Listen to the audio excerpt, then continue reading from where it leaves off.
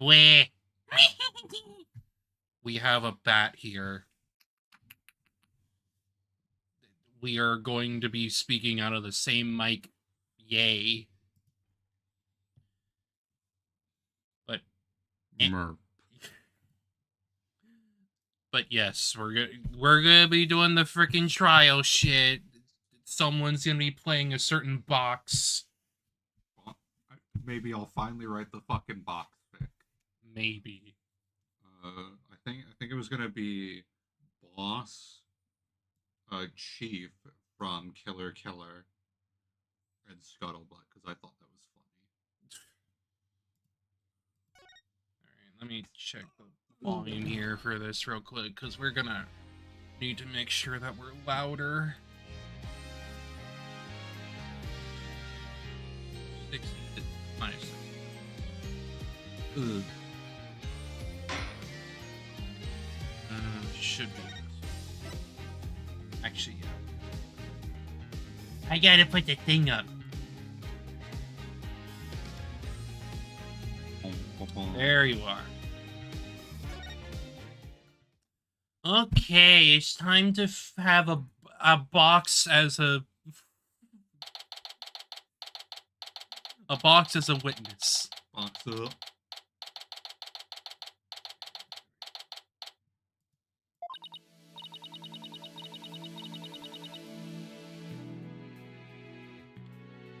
Ugh, my butterflies have butterflies in their stomach. So, what's it like to have your very own case for the first time? My heart hasn't raced as fast since I ran that full marathon last year. If he keeps up, he might get a lawyer's high. You know, like a runner's high? Relax, everyone's nervous their first time. So many fears were unfounded. After all, today's prosecutor is so terribly brutal and willing to use any means necessary to win a conviction. There's the end justifies the means concept again. It's almost like he's funny. It's almost like his name is Punny or something. A little on the fucking nose with it, huh? I mean, yeah. Aristotle means. I meant pointing Yeah, but that's also like Ace Attorney. It's always been that way. It's always been very tongue-in-cheek in that sense. Now that it has come to this, it's the teeth. It's always the teeth. He's so fucking ugly. Even without the teeth thing, he's fugly. I feel like that's the point, though. He's meant to look like a shitty Greek statue.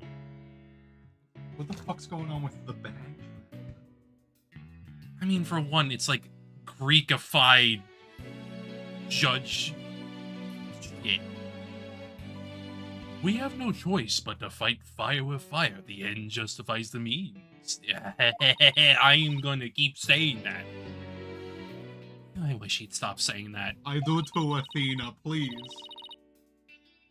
That's your method, Professor. I'm gonna defend Juniper in my own way. But Miss Sykes, just yesterday you told me. As a lawyer, what it is that you treasure beyond all else. That's an easy one, Professor. Seeking justice for my clients. But if this trial proceeds in the same manner and ends in the same way as the mock trial, would you not lose everything you've worked so hard to gain? Well, I'll just have to make sure that doesn't happen then, won't I? My, but aren't you a stubborn one? Well, I suppose you will have to learn of your own inefficacy that hard way.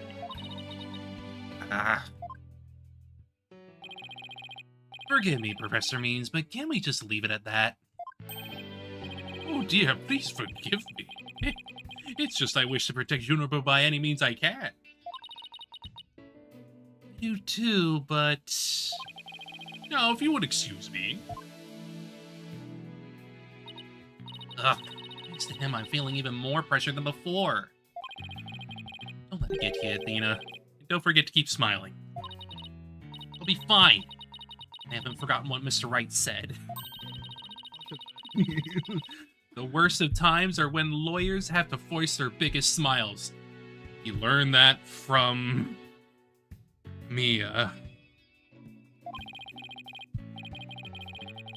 The trial is about to begin. I'll show you the courtroom, if you please. Apollo, I'm counting on you to support Athena this time. Okay, Mr. Wright, leave it to me. That's right, I have Apollo to back me up. Junie's fate rests in my hands. I won't rest until she walks free.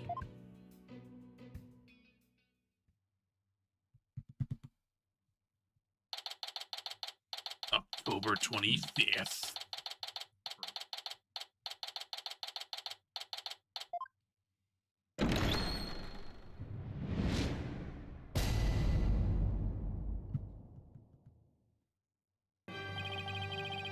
Court is now in session for the trial of Juniper Woods. I forgot you put her in the fucking schoolgirl outfit. Yes, because I said I would have her be in it for the rest of the freaking case. I forgot. It's been so long. I did it because it's fun and thematic. Athena Sykes, defense team leader, is ready, Your Honor. That didn't sound very confident. You sure you're okay? Yeah, because it's like, originally it was from like the right side. Yeah, it was, I'm looking. Yes, because if we, okay. To be simplistic, in the original games, the way we were facing and everything was from the judge's perspective. Like, this is all from the judge's perspective because he's seeing everything from his stand or whatever. But when we're seeing it from, like, the witness stand, it's flipped. So obviously when they're talking to each other, it's technically from the witness's view. So, yeah. I'll be fine. Your boldness. I know. As usual, you want me to deliver the opening statement. Ah! This case is crystal clear. I see no need to explicate it any further. Now, summon the witness.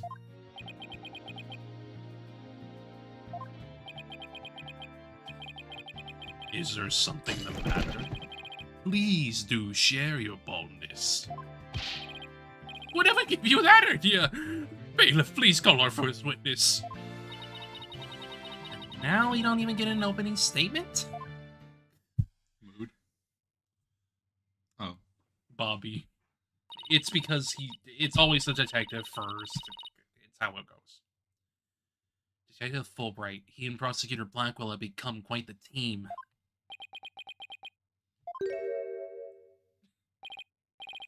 All right, the case brief. Leave it to me. Yes, let the detective in charge, everyone's favorite friend of justice, explain. What was that just now? It's like he and Blackwell are totally in sync. I think he was disciplined very well, like a good puppy. Well, I don't think they're capable of mind melding if that's what you're thinking. All right, Detective Fulbright, would you please explain the case to the court? Professor Court's body was discovered on October 24th at approximately 2:30 p.m. He was murdered with this all I have here.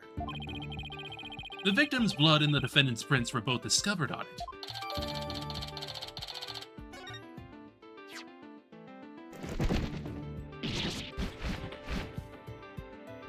Thanks, Tanaka.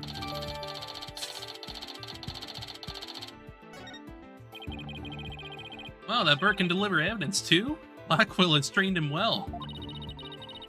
I think Blackwell should train him to not mess up people's hair while he's at it. Moving right along. The body was discovered on the outdoor stage, although no blood was found there.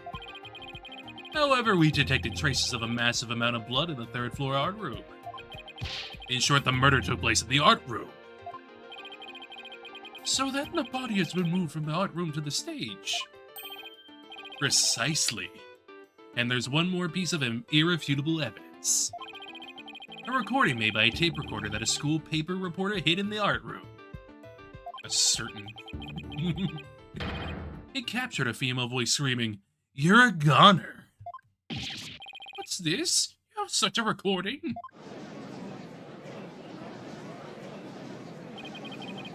Must be from the tape recorder Miriam mentioned.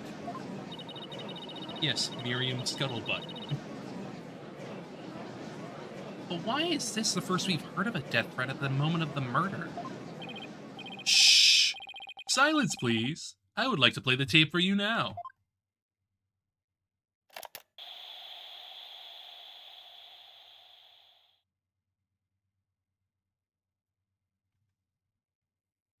You're a goner!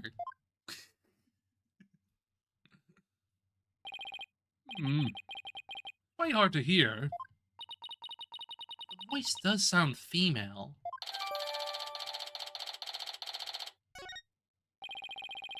The noise and low volume of the voice have made voice print analysis all but impossible. Then you haven't identified the voice as belonging to the defendant. Not so fast. After all, voice print analysis isn't everything.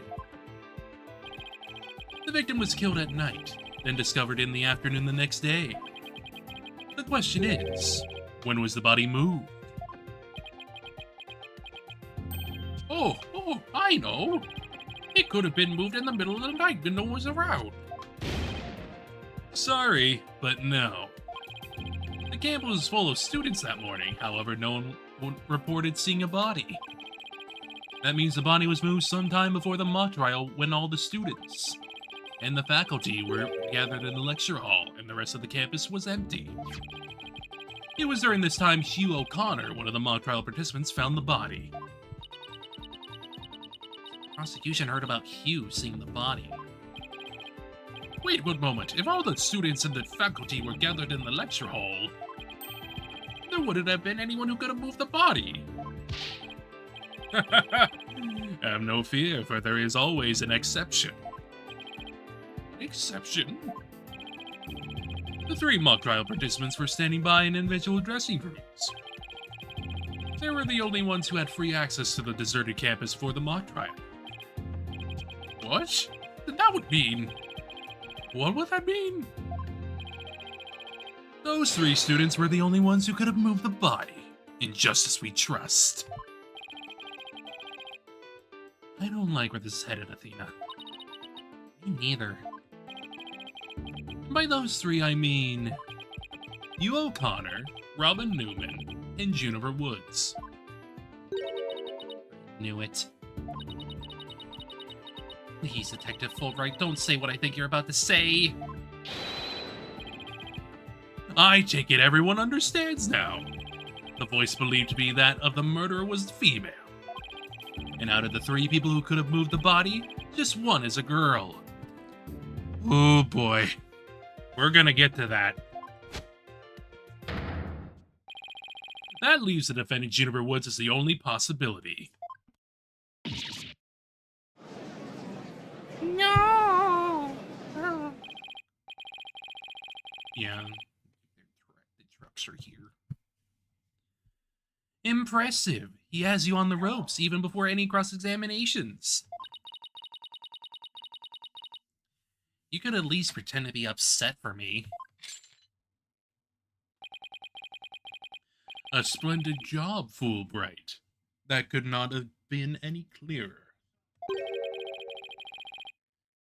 Feel free to anticipate a salary raise next month. Ha ha ha! I don't do this for the money. It's all about justice.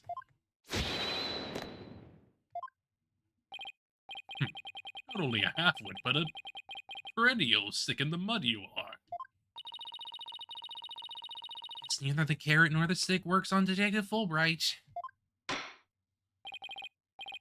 Now, bailiff, please bring our next witness to the stand. Oh, we don't even get to cross-examine him? No.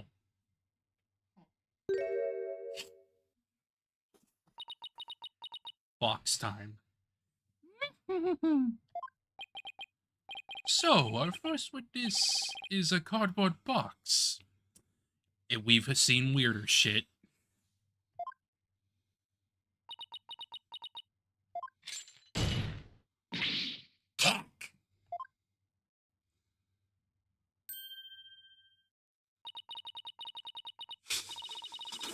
Stealth mode deactivated.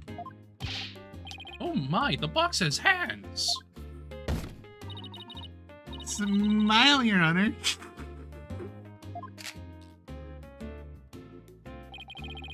What the dickens? I've just had my picture taken. Miriam Scuttlebutt, senior at the Legal Academy. I'm a reporter on the judge course. Juniper's been a bad, bad girl. I'll tell you all about her crime. Might I ask whether you could come out of that box? How will I get any more scoops if I blow my cover? So the answer is no. After all, covert action is an undercover reporter's bread and butter. A testimony from a faceless witness is highly irregular. There's been a fucking parrot. Yes, we have dealt with a freaking parrot. And a whale. We haven't done that yet. Okay, chronologically, that takes place before. I know, but like, still, like, we have dealt with weirder witnesses. We've dealt with a fucking radio. Yeah, well, technically, he was a freaking serial killer behind the radio. To be fair, he's highly irregular. But a former ninja I met in the clink said that exposing those who work in the shadows is to pass the death sentence upon them. how many people have you met in the fucking clique, Blackwell? Too many. You have too many friends, Blackwell. Oh my, I never thought of it that way. Very well, if it would spare a life, I'll make a special exception this time. Former ninja in prison. Holy Shinto. How can the judge believe this load of crock? Because, remember, He's a dipshit.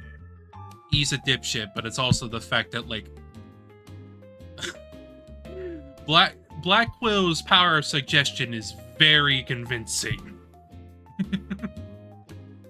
Now, your testimony, please. Oh, but take care not to reveal your face.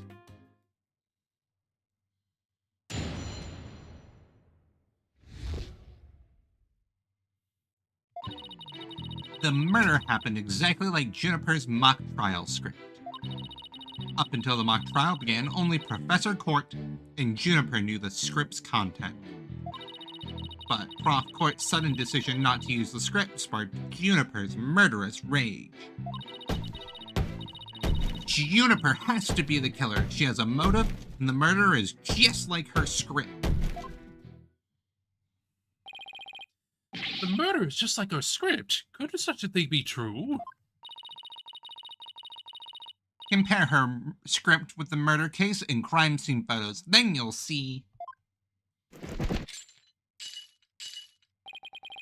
This is so simple even an ape posing as a decrepit old judge could understand.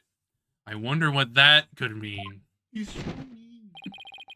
Only the victim and the defendant were privy to the script. Ergo, the defendant is the killer. Furthermore, in the art room where the crime supposedly occurred, this witness's script, along with an envelope on which "use" was written, were found. This proves that the accused script had been rejected the day before the mock trial. She pressed the victim to use her script, an argument ensued, and then the fatal stabbing. That makes perfect sense. What now? It makes no sense. This is so aggro. Consider Blackwell has all his ducks lined up in a row. He's really on a roll now. You are not helping, Apollo. Ugh. It's like a pit bull once it sinks its teeth into you. How dare she? My script had it all. A bum rap and phony evidence, grudges and betrayals. Wow, she's referencing the frickin' plushies. I trust the defense is ready to cross-examine the witness. No problem. I mean, yes, I'm ready. I think. Time to find a hole in her testimony and unbox the truth. Athena's unboxing show. I've seen it done over and over. I know I can do this. Do we want to talk about Athena's cunty little midriff? I assume you don't need me to reread her lines. No, I didn't read the lines when I was doing, like, witness talking and shit.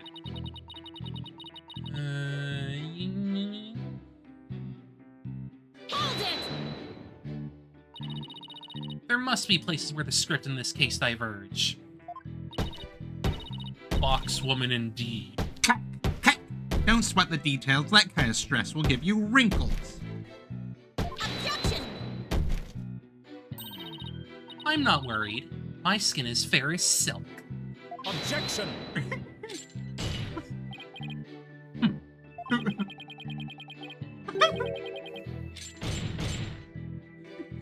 Indeed, you are quite fair. Fairly desperate. Objection! What did you just say? Ha ha ha. Black will really turn that one around on you.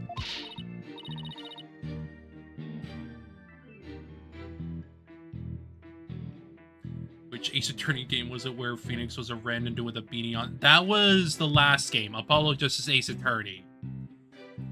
It's specifically because he wasn't the player character, he was the mentor character.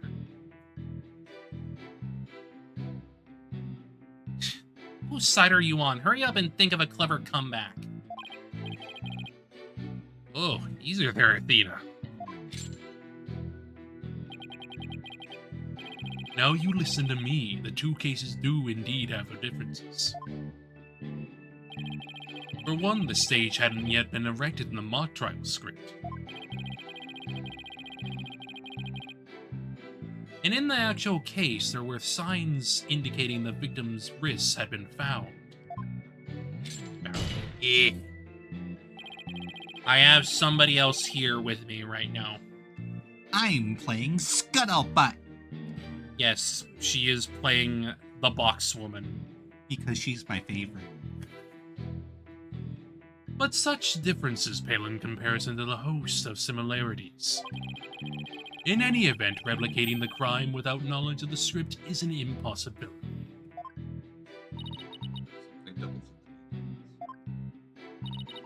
Looks like I won't be passing this off as a coincidence.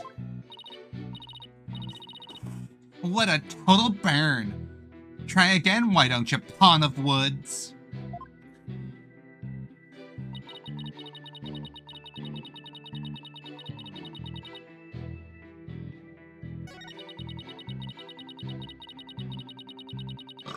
Ugh. This one... Hold it! Anyone who saw the mock trial could have recreated the crime. After they saw the mock trial, they could have easily staged the body just like the script. Objection!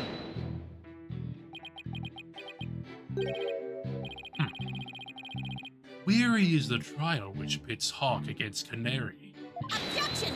Big man on. What did you just say? If he's so weary, he should try humping less. I bet that saves some energy. Almost heard that Professor Courtney got... Yes, the goddess of the law. Courtney. We're definitely gonna get around to that eventually, because, like, I definitely want to play those games again, because I fucking love the investigations games. Less so the first game in some areas. It's still good, but, like, it's somewhat mid. The second game, though, ooh, we get into the details of that one. There's no time for jokes, Apollo. He just called me a canary. Let him get to you. These canaries pick up on things quickly, just like you. I shan't repeat myself, so listen carefully, Sykes Donald. Hugh O'Connor discovered the body before the mock trial even began. How could one stage the body as it is in the script before anyone knew its contents?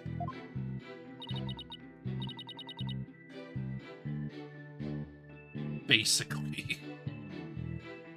Ugh, that's right. Do you even fathom the intricacies? Yeah, whatever. Intricacies. Yes. That go into staging a crime scene. No, I think not. You have the rudimentary mind of an elementary school child. When was the last time you saw a child? I mean, yeah, because she was traumatized as a freaking child. Elementary school? I can't believe it. Reporter's testimony throws attorney Athena Sykes for a loop. The perfect caption. It's time for more tabloids. How marvelous. A photo in the newspaper is just a thing to boost your brand. A school paper? Seriously? I believe you pressed the witness more than enough, Miss Sykes.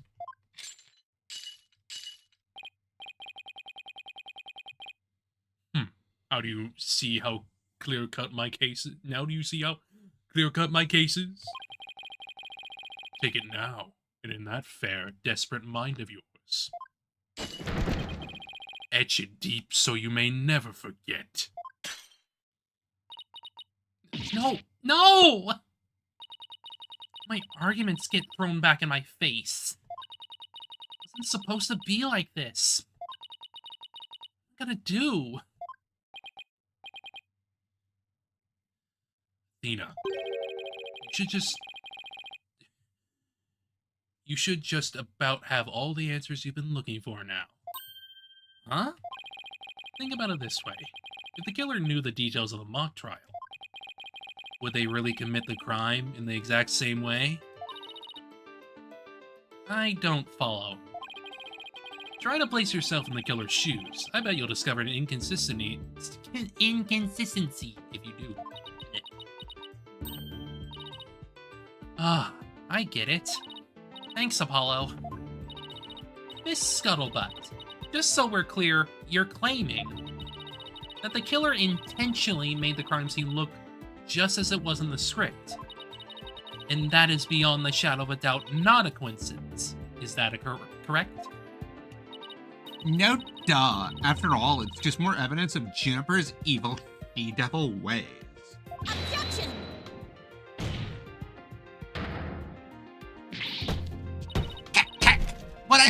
What'd I say? Our client made the crime scene look just like the script, something known only to her. That would be just foolhardy, but completely irrational.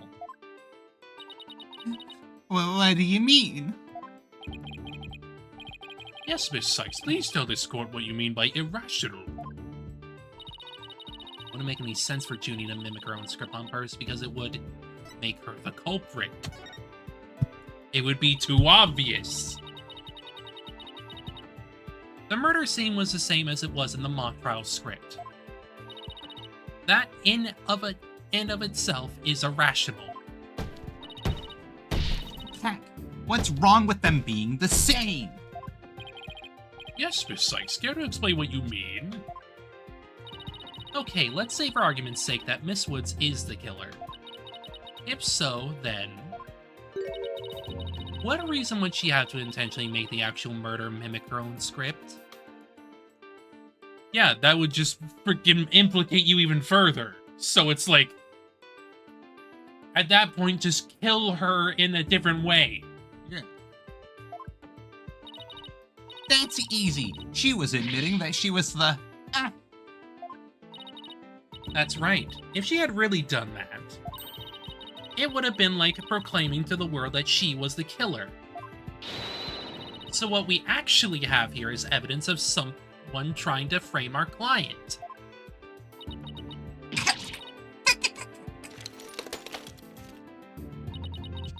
The body was found the day of the mock trial, in short, the day the details were revealed. So it would be completely inconceivable for the murder to go exactly like the script. Don't let it go to your head just yet. Objection! The princess. It would seem Justice Stono's comrade in arms has finally drawn her sword. However, the blade is dull, and it shall remain so until you master its use. Rebuttal showdown? Enough with the stupid sword metaphors already. There is a perfectly good reason for the inconsistency of which you speak. Reason? What reason? Must I spell out everything? You are what people today call high maintenance. Was she your girlfriend? The accused had intended to stop the mock trial, and in that event, nary a soul would have been the wiser to similarities of the case and script. Objection! No! The mock trial was only stopped after the body was accidentally discovered! Objection! A witness here has also discovered the body. In fact, she was led to our dearly departed professor by the accused herself. What? Miss Scuttlebutt saw the body too? Precisely. And with the discovery of the body, the mock trial ought to have been cancelled. Wait, so you didn't call the police? Nope. I kept it a secret for my big scoop. Because that's all that matters. You can't do that! I made her pay long and hard penance for her sin. Did I not, my little box top? What the fuck does that mean? Did you have sex with her? No, I think he's just showing how much power he has over everyone. Compared to the work of a war correspondent, the sheer terror of that was.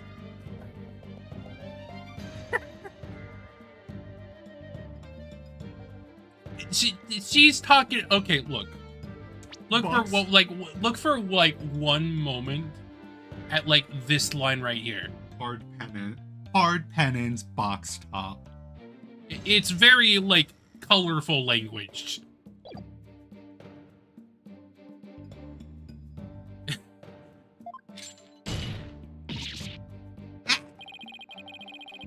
Jeez, I wonder what the Twisted Samurai did to her.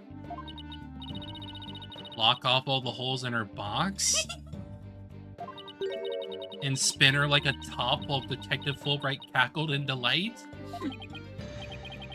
That sounds more nauseating than scary. Enough jabbering. Witness, continue your testimony. Sure, Mr. Samurai. I'm ready to finish off that she-devil. She has a little bandage on her leg. Yes. I snuck into Juniper's dressing room while everyone was in the lecture hall. Juniper had changed into her stage costume. I asked her, "What are you doing?" When suddenly she fled into the hallway as if she wanted me to follow her. I followed her all the way back to Prof. Court's body. She led me right to it. I'm positive it was Juniper because she was wearing the costume that she had made. Hold it! Why did you withhold such key testimony? What's that supposed to mean? Dana, you haven't even started your cross-examination. I know, but her testimony points to her being a potential suspect. Well, I don't think Prosecutor Blackwell is... No, wait, I bet he's already thought of that. Witness left the lecture hall to sneak into Miss Wood's room before the mock trial.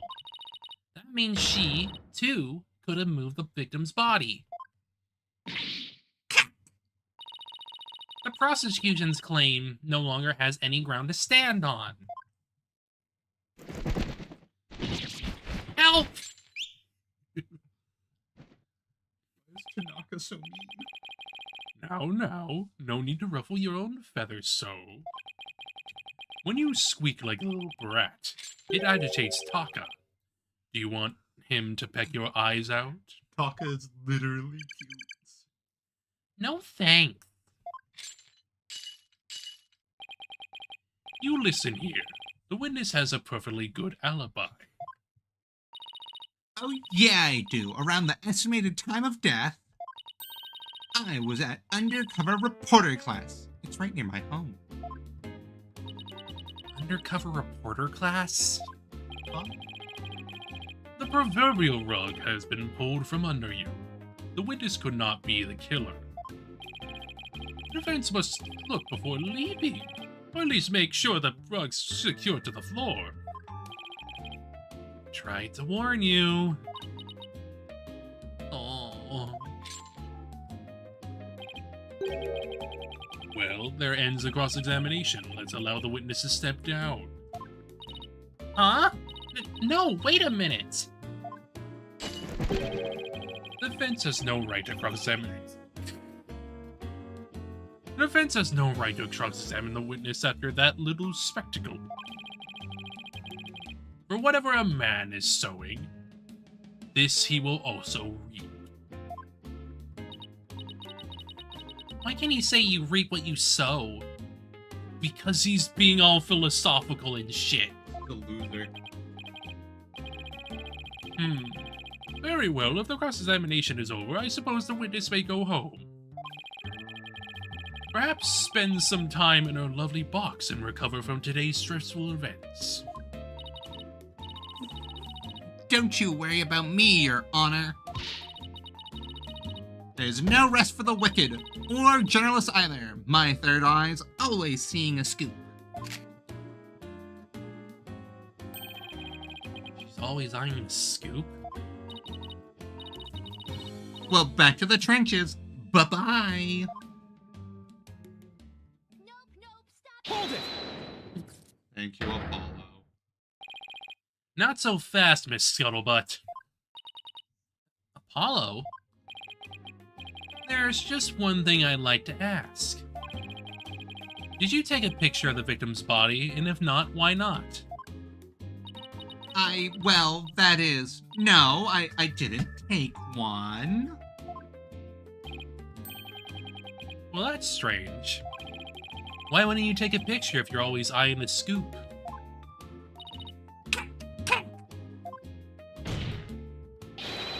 Did you or didn't you really see the victim's body?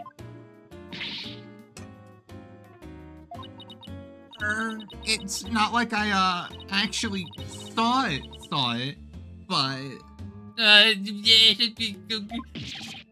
What the devil? Did you hear that, Your Honor? The witness didn't actually see the body. That completely overturns the prosecution's claim that the witness was led to it. Justice Dodo, dare bear steel at me again?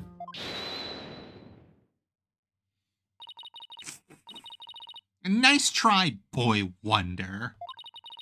So what if I didn't see the body? The fact remains that Juniper led me there. Feast your eyes on this. That could literally be anyone. Go, girl, give us nothing. That can be literally anyone, because we can't tell who the fuck that is. Go, girl, give us fucking nothing. I love you. What exactly am I looking at here? I wish it was more. It's a crucial moment forever frozen in time by my third eye. It could have been Lamore, but they never mention her again. A photo clearly showing Juniper Woods.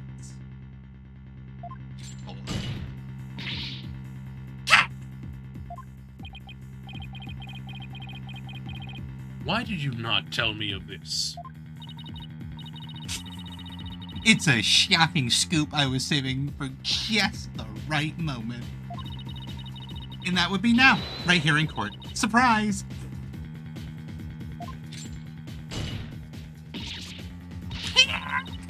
What'd I do? What'd I do? All journalists keep their scoop secret until the right moment.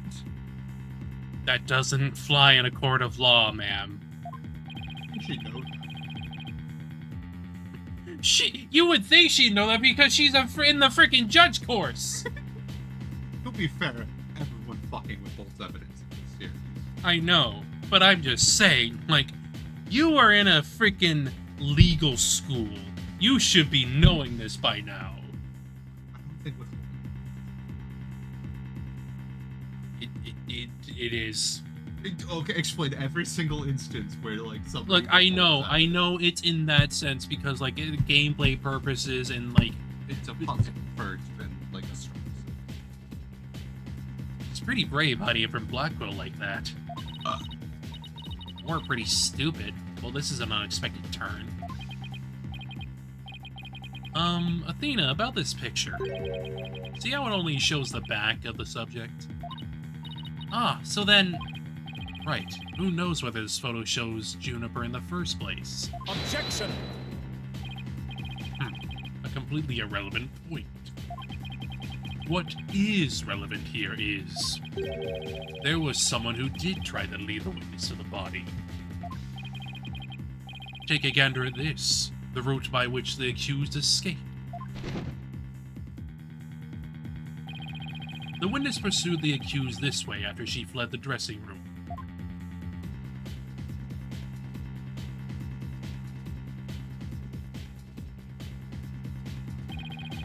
The accused descended to the first floor and exited to the quad. Then what? Barton Cretan?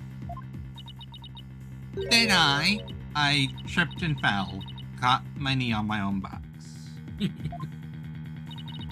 She stayed under her box even while running after someone? Sounds difficult. Recall that the body was already there, for Hugo Gunner had already seen it. She was trying to show someone the body because she wanted to stop the mock trial. Hold it! But if the facts have changed, that's all the more reason to cross-examine the witness. There's a point there. Very well, you might proceed with your cross-examination. It seems Justice Owner has saved your pretty little hide, Missy. For now, at least. Phew, guess I pulled that off somehow. Thanks, Apollo. You're a lifesaver.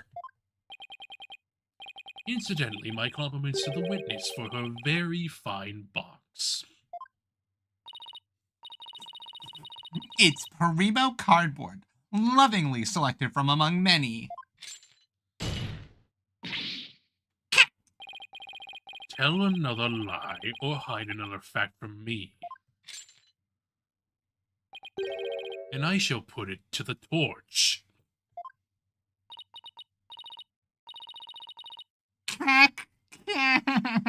Please, anything but that. My precious box.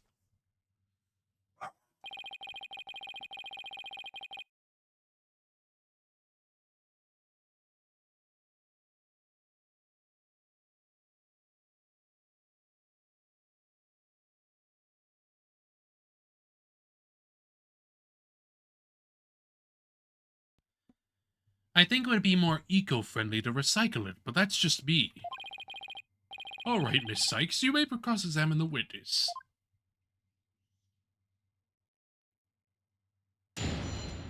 Okay, let's get this one.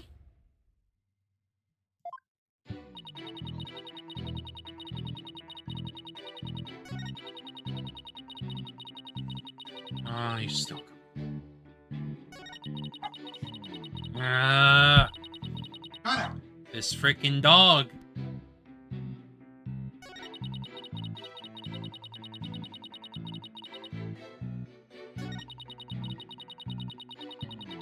Okay. Now we gotta get the stage costume out.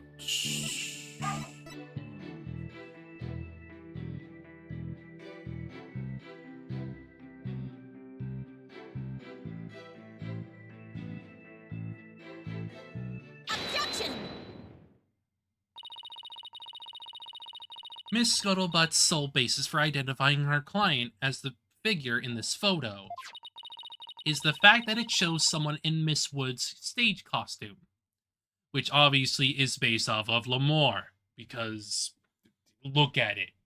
It's the same freaking costume. It's a callback. Well, it is Juniper's costume.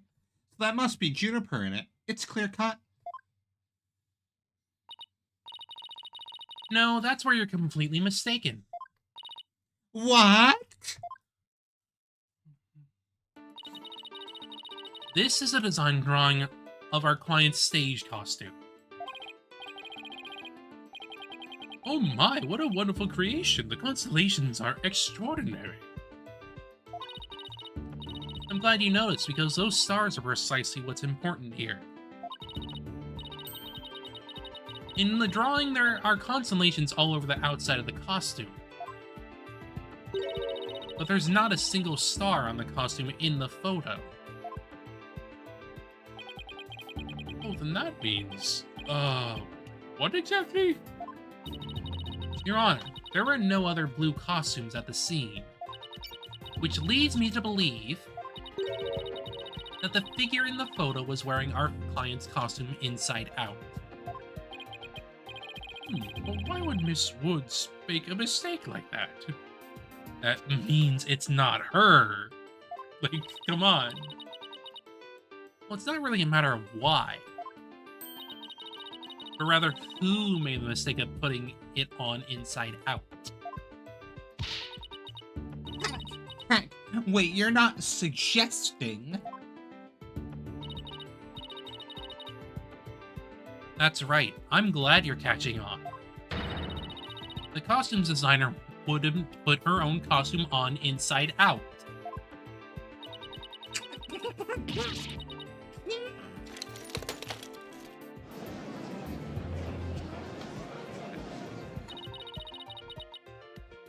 Sorry, Miss Scuttlebutt, but doesn't believing you had a scoot when you had really didn't make you a failure as a reporter? What the fuck does that mean, Athena? I don't know. I get what she's trying to say, but like, that's a loaded freaking statement.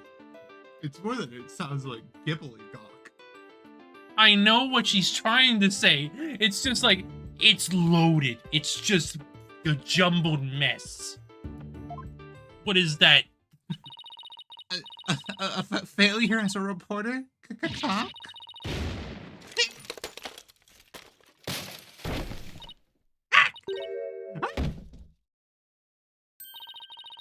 Why, hello, Miss Scuttlebutt. It's so nice to meet the woman beneath the box. You didn't see nothing. Objection! Fucking naked without a box. She can't strip in court. Now, I would have you stop right there, Psychstono.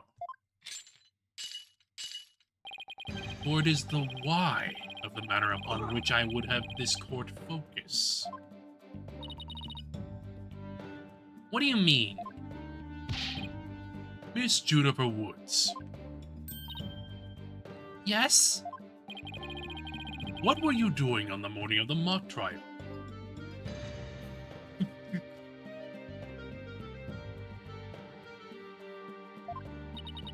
I was in my dressing room, painting my costume in fluorescent paint. Fluorescent paint? My design drawings shows twinkling stars on the costume. I was going to make the costume shimmer like that by painting the inside fluorescent. What was that again? Fluoride? Did your costume have cavities? Not fluoride, fluorescent, as in glowing. Paint would make it glow in the dark.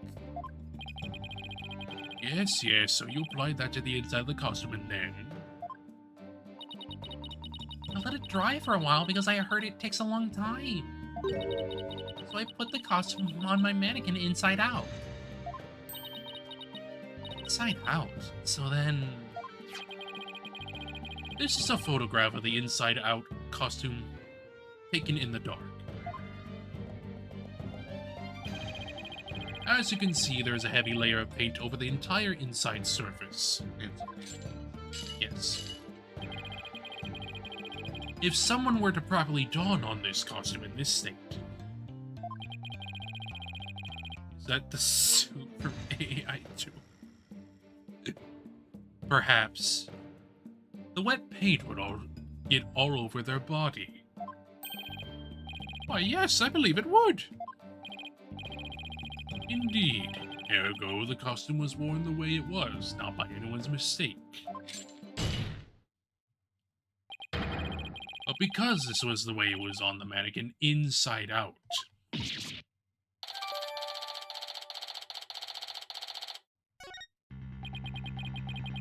Figures he would have a photo. Just fall into his trap? Yeah, I bet Blackwell had it all planned out. Still, I think you should give this photo a nice, long look. Please tell me you found something that doesn't add up. Check out the chest area. It kind of looks like handprints to me. Hey, you're right. Did anyone know better than to touch it while the paint was still wet? Objection! I believe the term to describe your thought process is wishful thinking. After all, if master painters make mistakes, why not rank amateurs such as they accuse? Objection! Too muscular inference. So basically, you're saying my claim requires evidence to back it up. Evidence? That shouldn't be a problem, right? After all, you've come this far. Just because I've come this far doesn't mean I've thought everything through, though. What? You mean you've just been bluffing? I mean, isn't that what Phoenix did all those years ago? And you technically...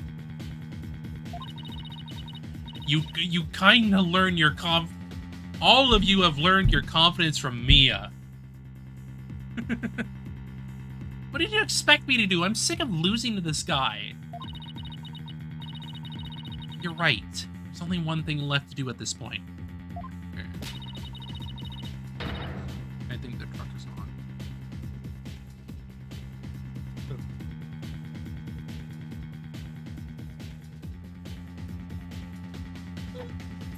He seems like he's seated right now. And that's to present some evidence. Pronto. A showdown, is it? I gladly accept. Fluorescent paint must have stuck to the hands of whoever touched the costume. And that paint should glow in dark places. So I just need to carefully check every last piece of evidence. This piece of evidence shows who touched the costume. Take that!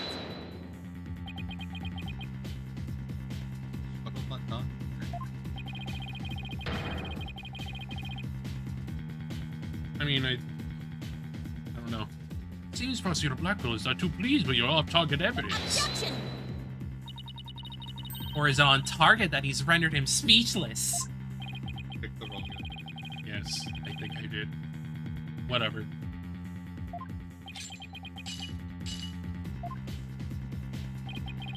As I thought, my initial suspicion was correct. Now I'm speechless. Yeah. I think it was the other one. Yeah, it was the extra. Take that! Who touched the frickin' thing, I wonder? A school newspaper? Interesting. I don't think she'll be around for too much longer, though. Can you just check what that one is? It's Miriam's. I'm pretty sure it's gonna be Robin. Yeah. So I think she'll be... I mean, she's still gonna be, like, in the case, but, like, she's just gonna be, like, a side role at this point. Take a look at the photo where the lights are dimmed and the spotlight is on Miss Woods. Observe Mr. Newman's hands in that photo as he stands at the prosecutor's bench. As you can see, it's glowing, just like Miss Wood's fluorescent paint. It is glowing, quite brightly, I might add. But why would he put fluorescent paint on his hands for the mock trial, you may ask? Almost like he took the freaking cloak. The answer is he wouldn't. Not on purpose. It got there when he put the costume on. That means... What again? It means the figure photographed in the costume was not our client Juniper Woods. It was her classmate, Robin Newman. What?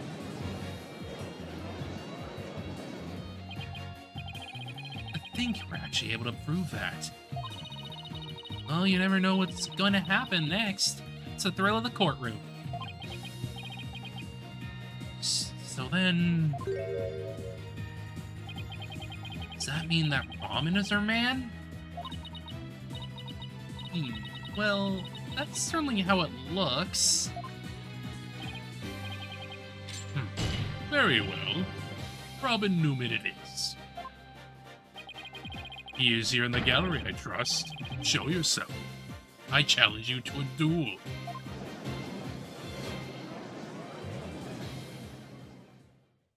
Yeah, at this point, it's more... Oh god. Here we go, Robin.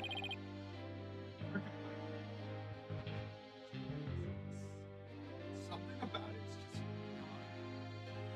Hmm. you have That's just because he looks like an asshole. Hugh looks intentionally like an asshole.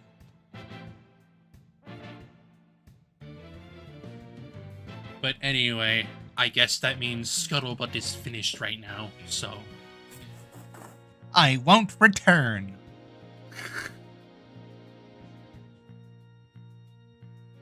I mean, yeah, I guess. Someone needs to probably pace.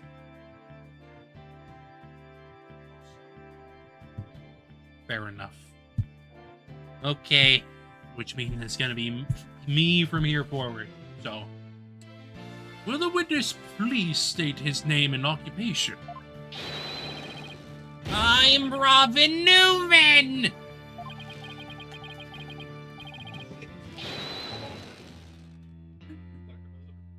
Holy shit! It's the guy who makes Newman's Own! I want to become a great artist. I practice day and night. Yeah!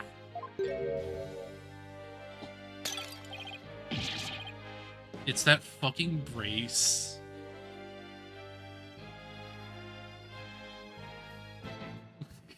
I mean, yeah, once she takes the freaking brace off, we have, like, woman.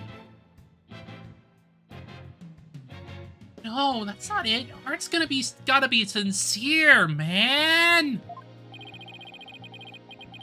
So for occupation, should we put down budding artist? And who would that be? No!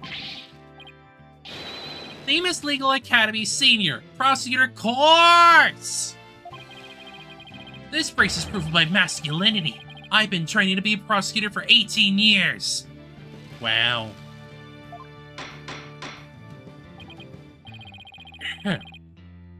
I assume you will be cleaning up the pottery you smashed before you leave today. Ah! Oh, man! Ah!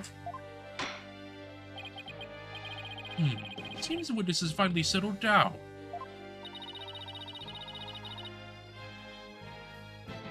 Yes, nothing faces a judge after all these years.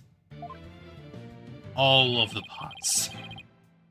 You may proceed with your testimony, Mr. Newman. Specifically, this court wishes to hear why you had fluorescent paint on your hand.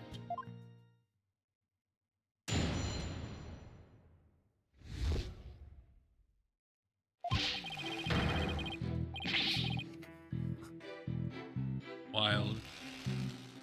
I went to see Juniper in her dressing room, but she wasn't there! When I walked by that frilly costume, I was like, whoa! The mannequin it was on, it was about to fall on me! A bit. He for now.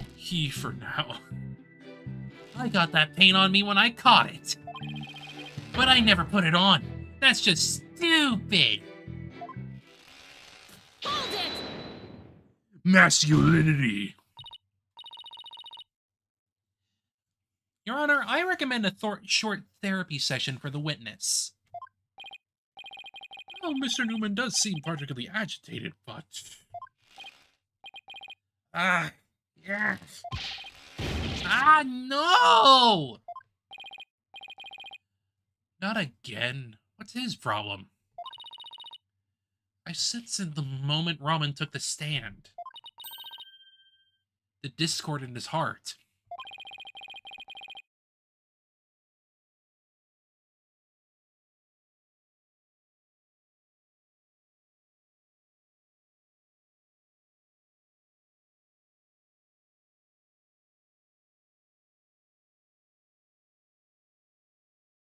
Sorry about that. I need to blow my nose for a second because it was getting clogged a little bit.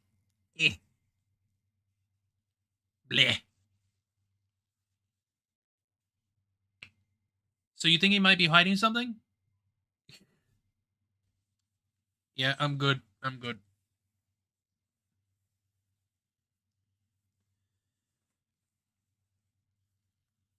Okay. There we go.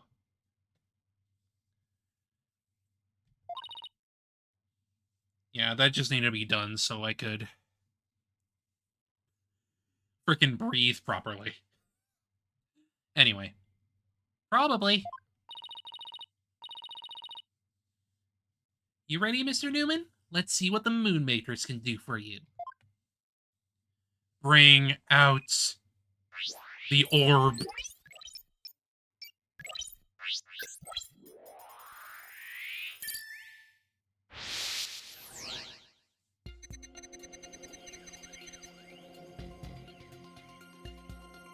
I went to see Juniper in her waiting room, but she wasn't there! When I walked by that frilly costume, I was like, whoa! Damn, that's a frilly thing. The mannequin it was on, it was about to fall over. I got that paint on me when I caught it. I never put it on. That's just stupid. You had to catch the mannequin as it suddenly started to fall over. Even I can guess this one. The most natural response would have to be surprise. I was right, so maybe I should try focusing on some other emotion. Indeed.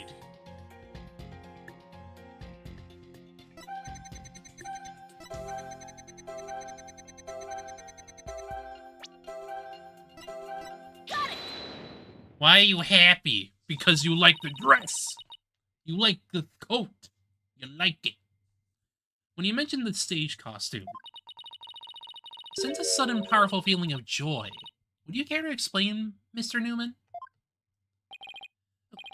Wait, what?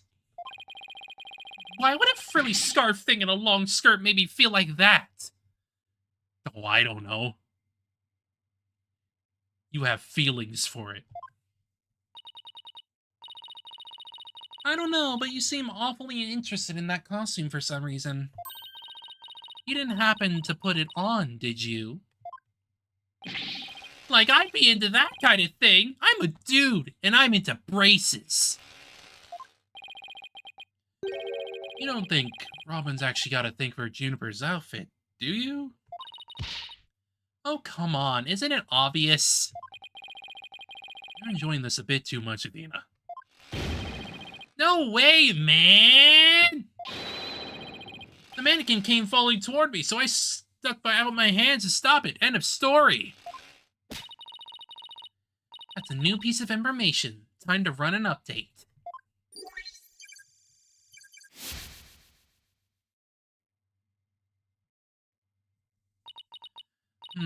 even after that update, something just doesn't feel right here. It would have been cooler if Robin was a cross-dresser MTF instead of a girl cross-dressing as a man to be taken more seriously. A little bit, yes.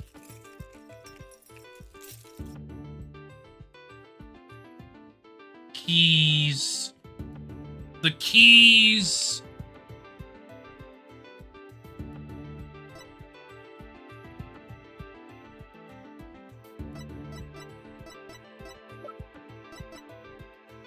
Take that!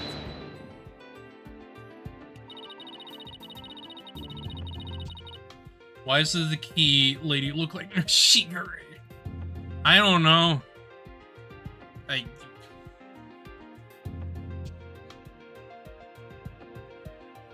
I just frickin' chose a thing that worked well.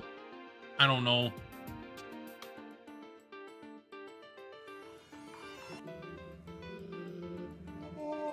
I just know for a fact that, like, that one's like a freaking VTube or something.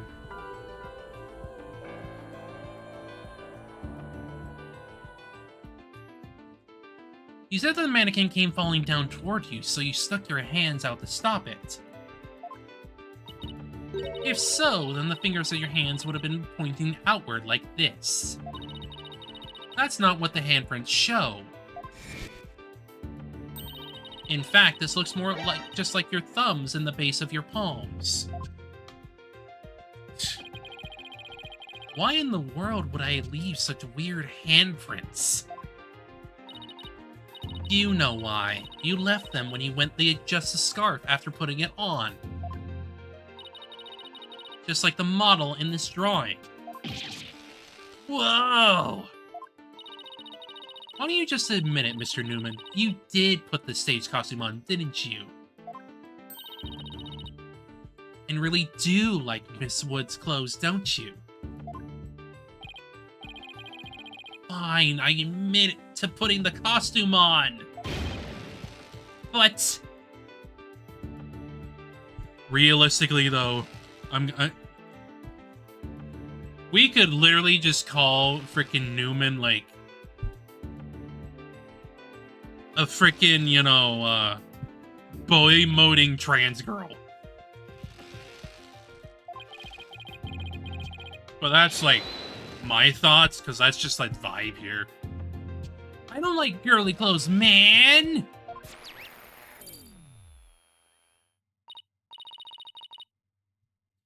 Yes, new information, plug in. Time for another update.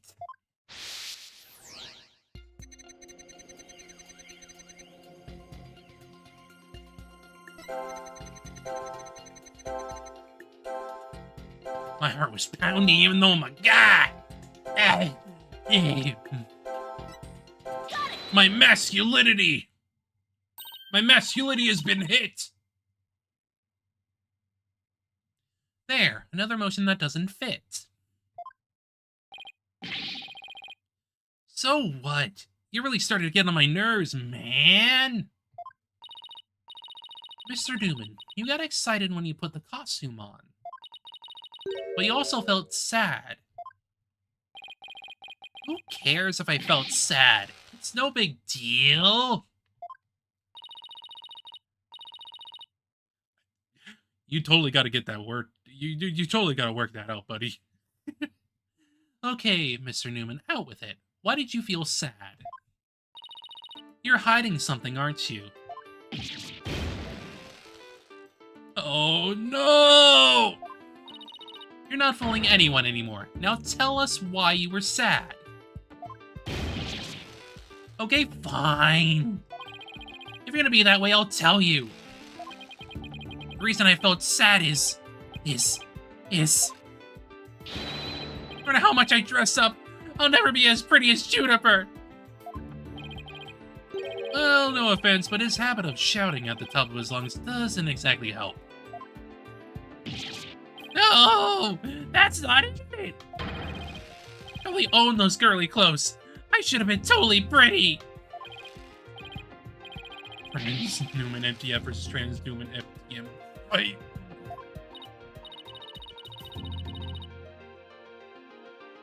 Wow, that's a whole lot of anger and raw emotion right there. His heart is crying out in pain. His emotions are out of control. Out of control emotions? We saw those during the Ninetales Veil incident. So all we have to do is find the source of his uncontrollable anger, right? Right. Help me look for a conflict between his statements and the images we see. If we can find that, we can wrestle him away from whatever's tormenting him. Mr. Newman said there's something getting in the way of him being pretty. Something that doesn't go with girly clothes. The brace. The brace. Fine, I'll testify, man!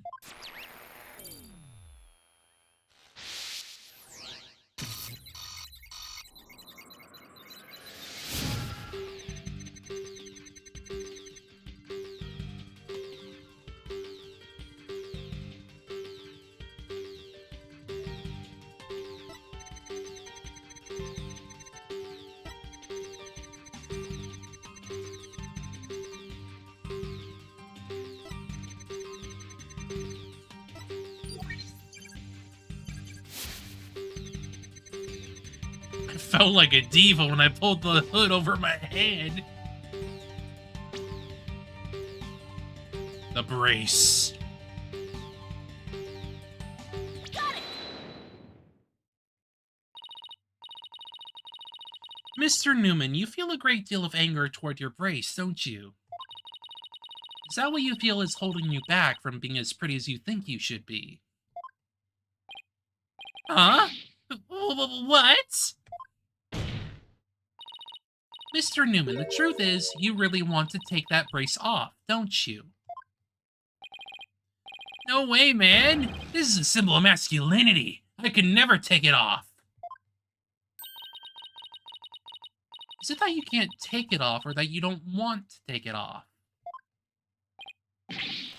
Oh man, I should have kept my big mouth shut! This is really weird. He exhibits intense anger toward his brace, which he calls a symbol of masculinity. But he can't take it off, not even when he's trying to look pretty. What could be at the root of his complicated relationship with his brace? I have a feeling we're on the verge of uncovering an earth-shattering secret. Athena, you okay? It seems Robin is still hiding a secret. A big one. Bigger than the fact that he's secretly jealous of Juniper's looks? Yes, at least I think so.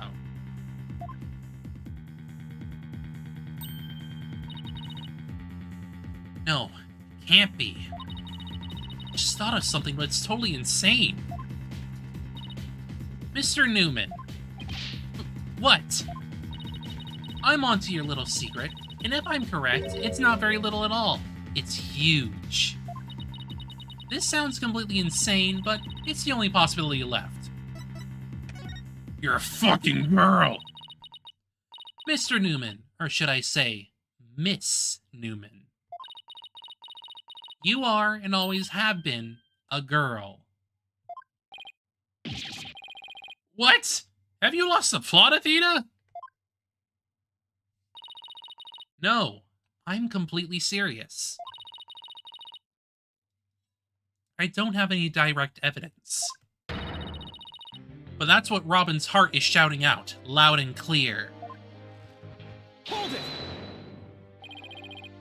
I still think you've totally lost it. I mean, Robin reeks of testosterone. How can he possibly be a she? I, for one, have never seen a girl who shouts like a maniac all the time. Oh. Ooh. I've seen plenty of witnesses in my day. But if he's a she, then she's the most convincing actress I have ever encountered.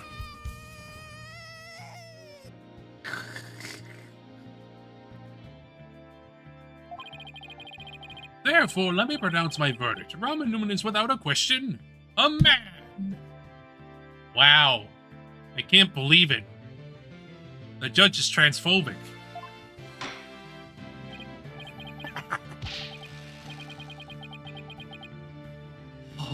Oh, oh, oh, oh.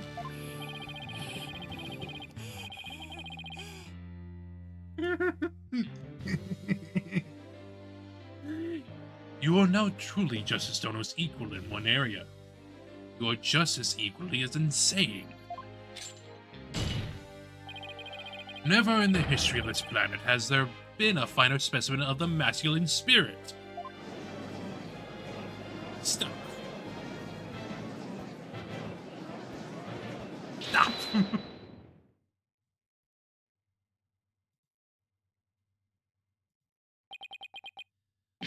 Oh, ah! If you guys are done talking about me, ah, I'm.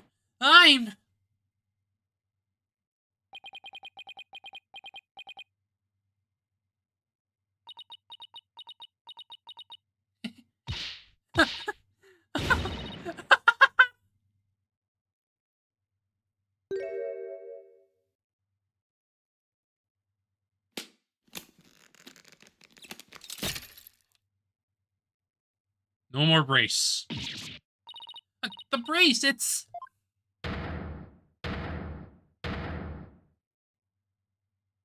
it's a girl. Miss Sykes, no, I'm going to call you Athena. I wanted to keep this a secret at all costs, but no. No way! Ugh. Surely this must be some kind of jest. Nope, it's for real. I'm a girl, body and soul. If you don't believe me, I'll give you a E-E-E-K. Ugh. As if. What an amazing transformation. All the Discord is gone, the image is now complete. She's just a girly girl, and that's just how it is.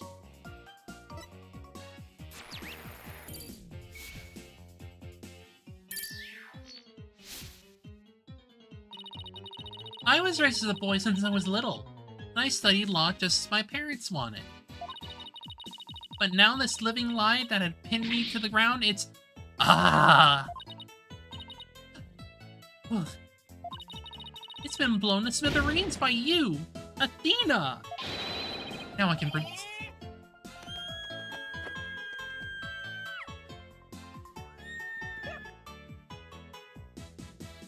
Wow.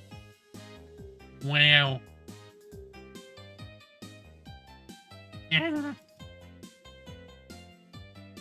Now I can stop pretending I want to be a prosecutor. I'm gonna be an artist. Wow. Wow, wow, wow, wow. Yay!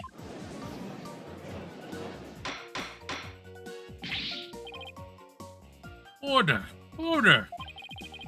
What a shocking development. He really did turn out to be a she.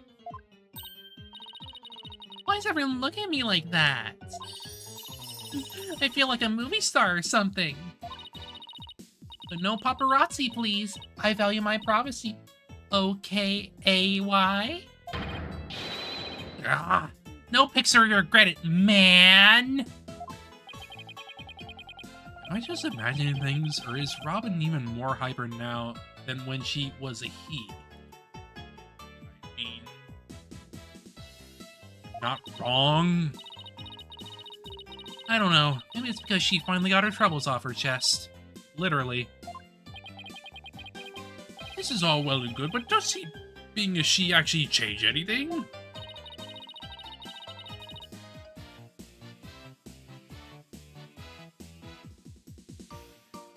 Ah, right.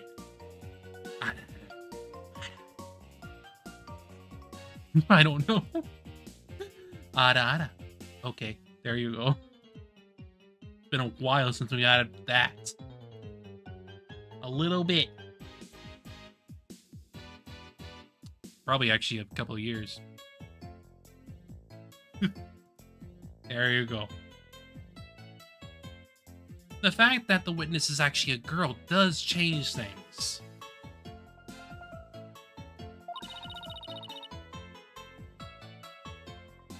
Probably? I definitely don't remember. I definitely don't remember the last time it was used. To be honest. Because there's now a piece of evidence that we must re-evaluate. Very well. Let's see what the defense has for us now. What piece of evidence must be reconsidered that we know the witness is a girl? The tape recorder. Take that! This is what I'd like the court to reconsider. Oh, the tape recorder, the one that recorded the threat to your garner. That's right, and we have already established that it's a female voice in the recording. Of all the students who could have moved the body before the mock trial was to start, our client was the only female if you exclude Miss Scuttlebutt because of her alibi. And that is why the tape recorder made our client the prime suspect. Ah, so then... That's right. The witness just revealed that she's a girl. Therefore... if we are using the voice in this recording as a basis for hurling accusations, this witness must be labeled a suspect too. Oh. Oh no! Wow. Talk about a sudden turn of events. You've done it. You found a hole in one of the prosecution's key pieces of evidence. Yeah, but wow, that was a lot of work for a single one. Objection! Not so hasty now. You're forgetting that the only person here was privy to the script. Ergo, Miss Juniper Woods is still the prime suspect. Objection! But Miss Newman hid the fact that she was a girl both at the crime scene and in court. I'd say that puts her in camp suspicious. That's not nice, Athena. How can you accuse me of being a killer? I mean, I'm just a weak, innocent little girl. This thing about that murder makes me... Objection! exaggerative. Suspicious as suspicious does. Undoubtedly, the witness does have some sort of connection to this crime. Perhaps our newfound lady is merely feigning ignorance. We can surmise that she lends support to the principal offender, Juniper Woods. By leading Miss Scuttlebutt to the body, that would make her an accessory to the crime. How can you say that? I'm not an accessory to any crime, Mr. Birdman. Objection! Birdman. In any event, with the witness as an accessory, explains quite a lot, does it not? Objection!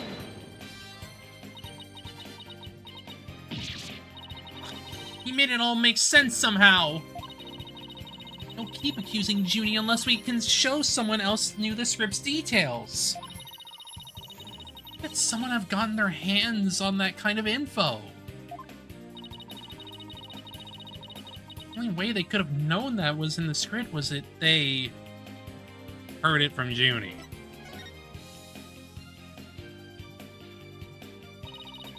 Sorry, Junie, but I'm not gonna like this. Our client may have leaked the script's details to someone. What the devil?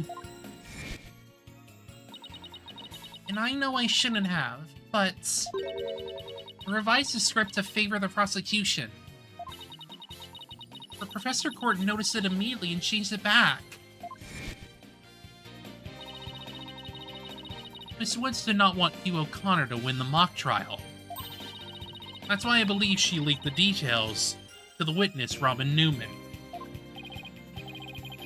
I get it. Robin wanted he wouldn't be able to confess to Juniper. Right. Junie was probably trying to keep their friendship from becoming awkward. How could you, Thena?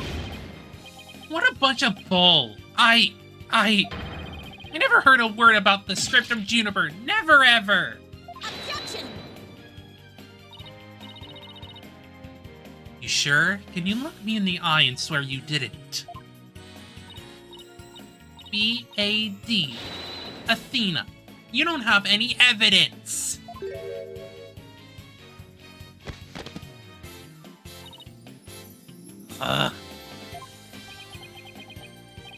Actually, we might have just the thing. Really? Yeah, one of Ramon's lines I read when we were reenacting the mock trial. Here's a shot of the crime scene. Ironically, it was Professor Corder. It was Professor Corder posed as the corpse. Hair forehead. How did this mock trial participants react to this photo? Mr. Newman was surprised by what Professor Court was wearing. Robin said, "Oh, the green sweatsuit." S-U-R-E. I might have said that, but so what? Well, think of it this way, Athena. Yeah, which way exactly? If I told you that I'd be wearing a blue suit today, but then showed up wearing what I've got on now, what do you say? Oh, the red suit. Ah, I think I've got it. Your Honor, we have evidence proving that Miss Newman knew the contents of the script. Defense proves to present said evidence to the court. Very well, Miss Sykes. Press away.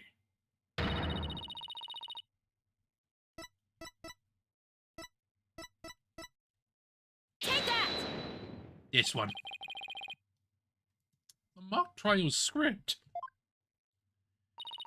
Miss Newman, during the mock trial, you were shown a photo of the victim's body. And reportedly, you reacted by saying, "Oh, the green sweatsuit." Oh, yes, I said that, but what's your point? You seem to have some issue with the green sweatsuit, and I think I know why. The proof is in the script, specifically on the things to prepare page. Sweatsuit. Victim's outfit will be a red one from the prosecutor's course. Ah. You were surprised because the sweatsuit in the photo was green. But if you didn't know about the script's content, then that shouldn't have surprised you. No! I thought we were friends, Athena. How could I have been so blind? In light of her privileged knowledge, I am moved to declare Miss Newman a suspect, Your Honor. You what?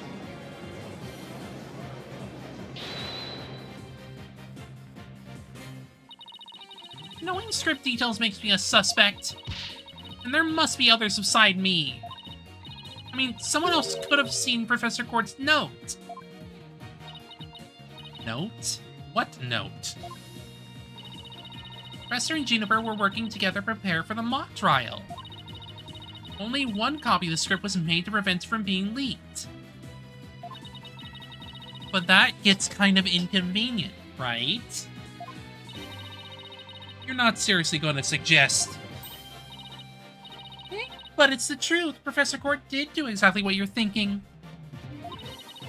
She didn't write down any of the proceedings or the truth behind the case. But she did write a note to herself about the props and details about the victim's BODY.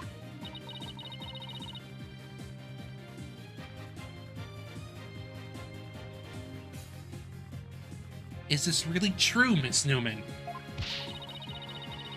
If you don't believe me, send the police over to my house. Tell them to check the pictures on my camera. I thought it might give me an advantage.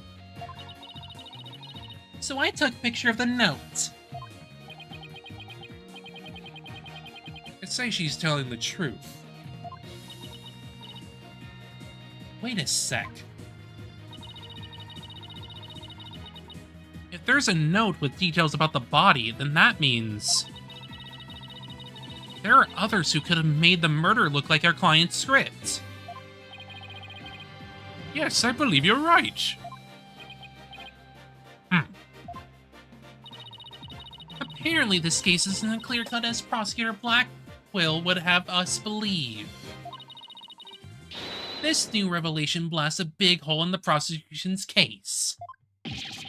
Oh-ho! Objection! Bully for you, Missy. But don't think this spells victory.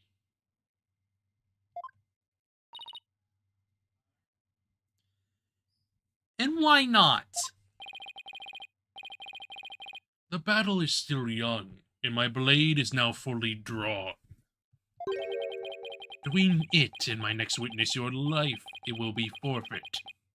So put away your wooden sword.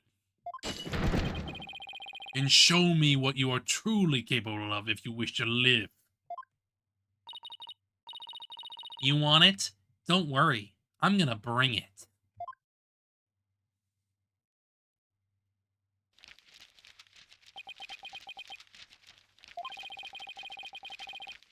I already said I would want nothing to do with this trial. How juvenile. It is not a matter of what you want, for you will cooperate, Hugh O'Connor. Prosecutor Blackwell, why have you called this witness? You will recall that the day before the mock trial, in short, the day of the murder, the accused testified that she left for home at around 6 p.m. Yes, my notes here do confirm that fact. Right. Her client wasn't at school at the estimated time of death, though she couldn't be. Objection! Yet that was but a facetious lie. Or am I the mistaken golden boy? I have no intention of saying anything more. Now, if you excuse me. Hold. I am not through with you yet. Seems the rogue prosecutor has it out for me. Leave, and we might just discuss you-know-what. Ugh! No! Wait!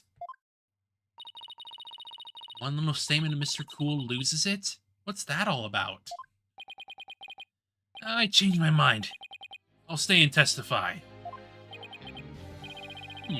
Are you sure, Mr. O'Connor? The word of a genius is as good as gold. Let's get on with this. Hugh O'Connor, a senior at Themis Legal Academy, lawyer course. How's that?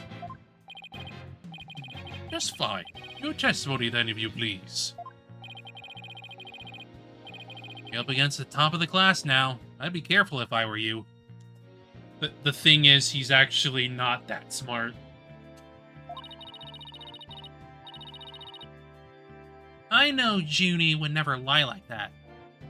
That pompous schoolboy won't know what hit him.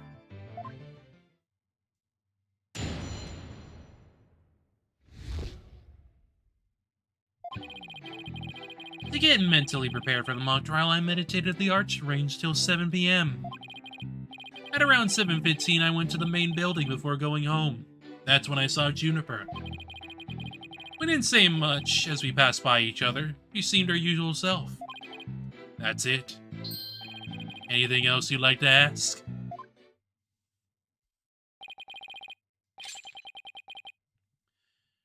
That is quite enough. Well done, golden boy.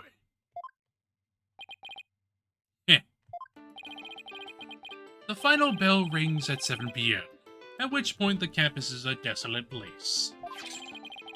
Now you will recall the tape recorder. We know the time of the voice recording.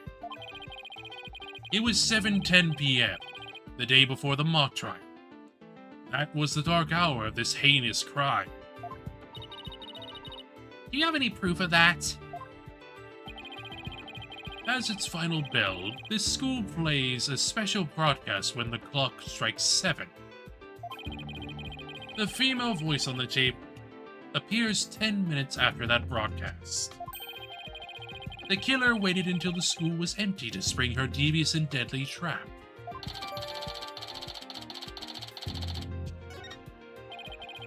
So when the witness saw the defendant, that would have been... Indeed. It was 5 minutes after the voice was captured on tape in the art room. Ergo, we know that the accused was still in the main building, even after the killing. So the time of the murder and the time when the body was moved. Great.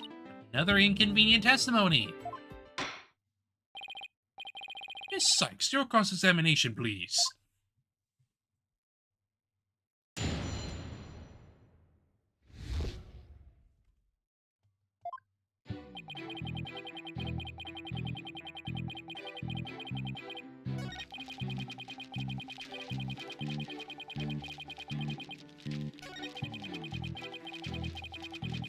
This one.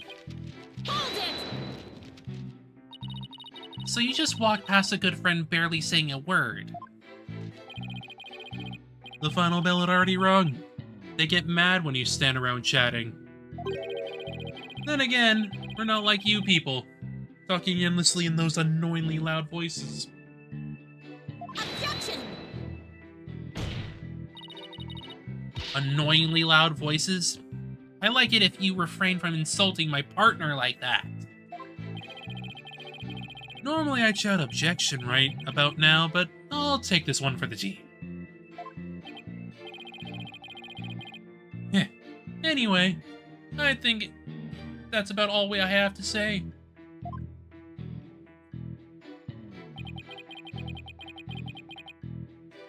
Hold it! Alright, I'll take you up on your kind offer. I expected as much, so go ahead and ask away. Mr. O'Connor, I want to ask you, how did you prep for the mock trial?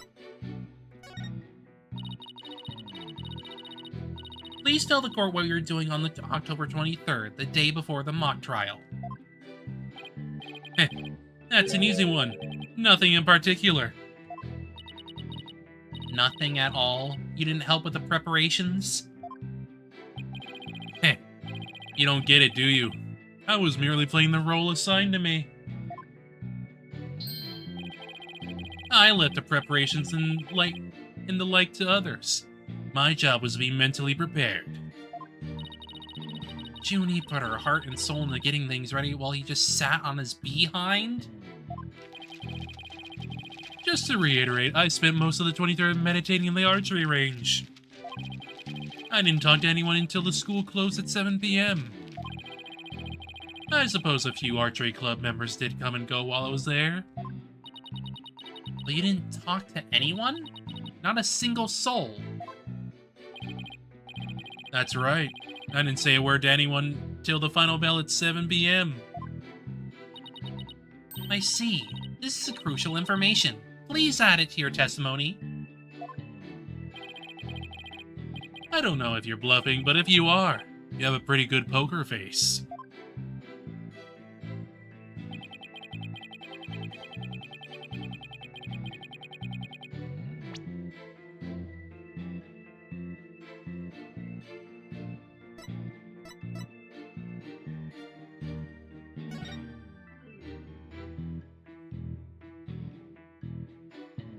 No, because you were supposed to meet with the freaking teacher.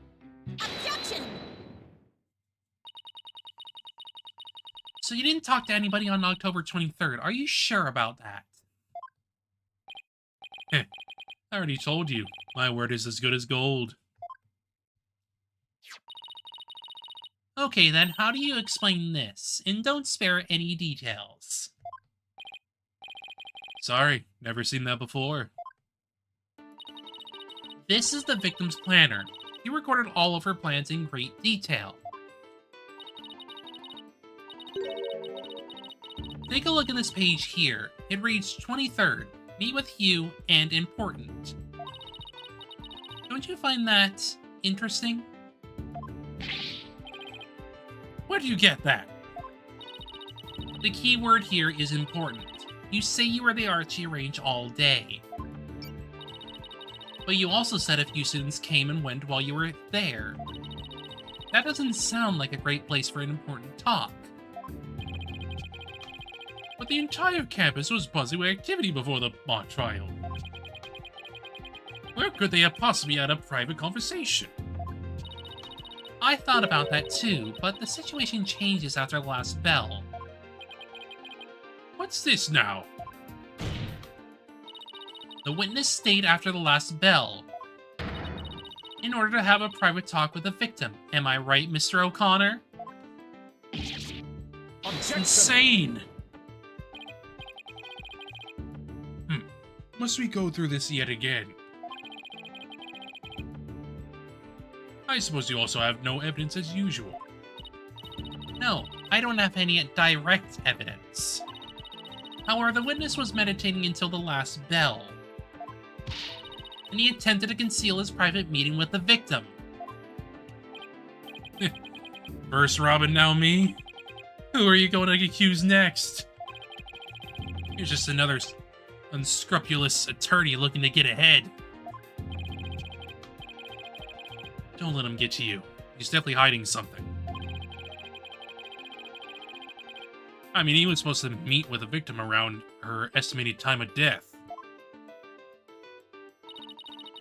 I have my suspicions about Robin, but Hugh seems just as guilty. These three are the only possible suspects, after all. Mr. O'Connor, answer me this. Did you meet with Professor Court that day?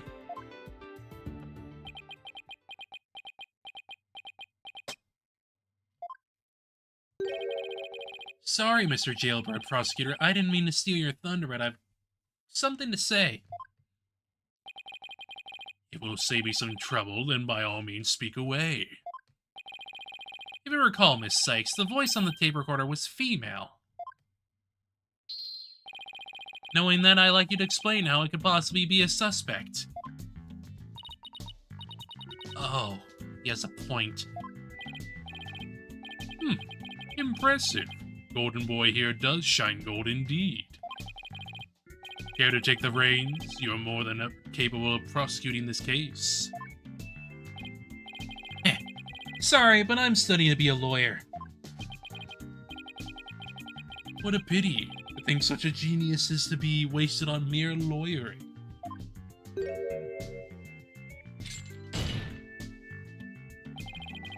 At last, your moment is here, Sykes. Dono. Time to refute Golden Boy's statement. And prove that you're the young prodigy worthy of the badge on your lapel.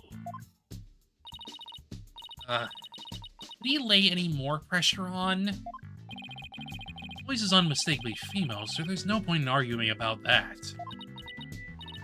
Yeah, you're right. In which case, whom does the voice on the tape really belong to?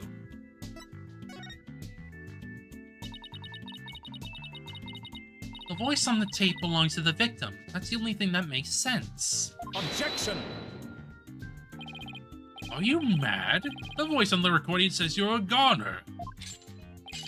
That is something a murderer shouts at their victim, not the other way around. Unless the teacher was scolding him. Yeah, that is a problem. You're a goner. You're a goner. You're a goner. Athena? You're a goner. You a goner. You a corner. Hugh O'Connor? Wait a second! Whoa, Athena, you're scaring me here. You're scared? I'm terrified for even coming up with this. With what? Prosecutor Blackwell, you wanted to know if I am worthy of my badge. Well, I'm about to show you why. Despite my age, I can wear it with pride. Oh, then can I take it you won't be changing your argument? Still, it stands that it's a bit odd for the victim to be the one yelling, "You're a goner." I agree, if that's what the victim was saying, but it's not. You sure you have something to back up your assertion, Miss Sykes?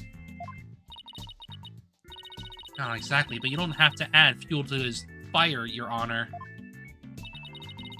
If it's indeed Professor Court's voice on the tape, then she was shouting because she was Scolding him. I would like to call one basic fact into question. Is that shout on the tape really saying you're a goner? What are you up to now, Athena? Professor Court's planner says she was supposed to meet with a witness for an important talk. Perhaps our witness, despite being a genius, had done something wrong. And this made Professor Court get angry with him during their private meeting. I don't see how this changes what we heard on the tape. Well, if you want to see how it changes, then let's try a little experiment. Your Honor, I want you to yell at the witness as if you're mad at him. Oh, hello. How you doing? Hello, hello, hello. How's y'all? Thank you for the raid.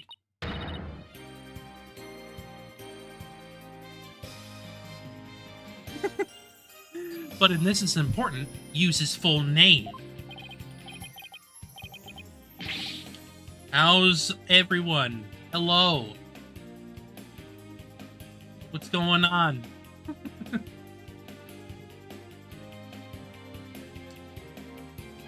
Yes, but I've already played this game before. Mostly because I played this way back in the day. When this came out on the 3DS. The only game I have not played is Spirit of Justice. Everything else I have. I'm putting that in context here. I'm just going back through the series to re-experience everything, give or take.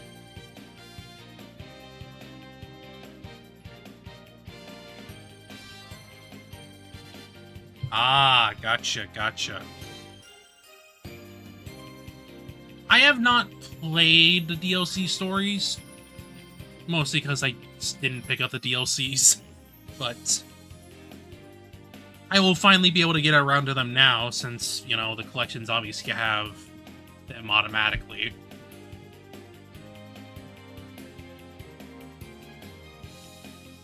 But, yeah, I mean, yeah, it makes sense, because I know that timeline-wise, it's before the final cases. Mostly because the 4th and 5th are conjoined together. They're related to each other. Very directly. At least that's what I remember when I played the dang thing.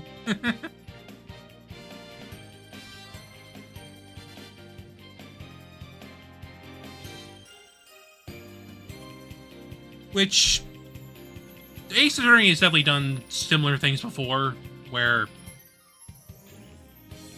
certain cases lead directly into the next. It's kind of just how it's been. But yeah, glad to have y'all here. Hope y'all have been enjoying your time with Dual Destinies, because while I have my issues with Dual Destinies, like, it's still decent for what it is. It's trying. It's trying its best.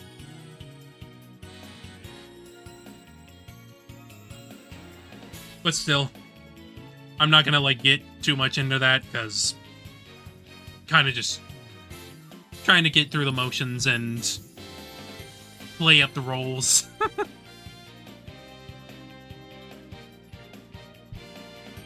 Okay, let's see, Hugh O'Connor.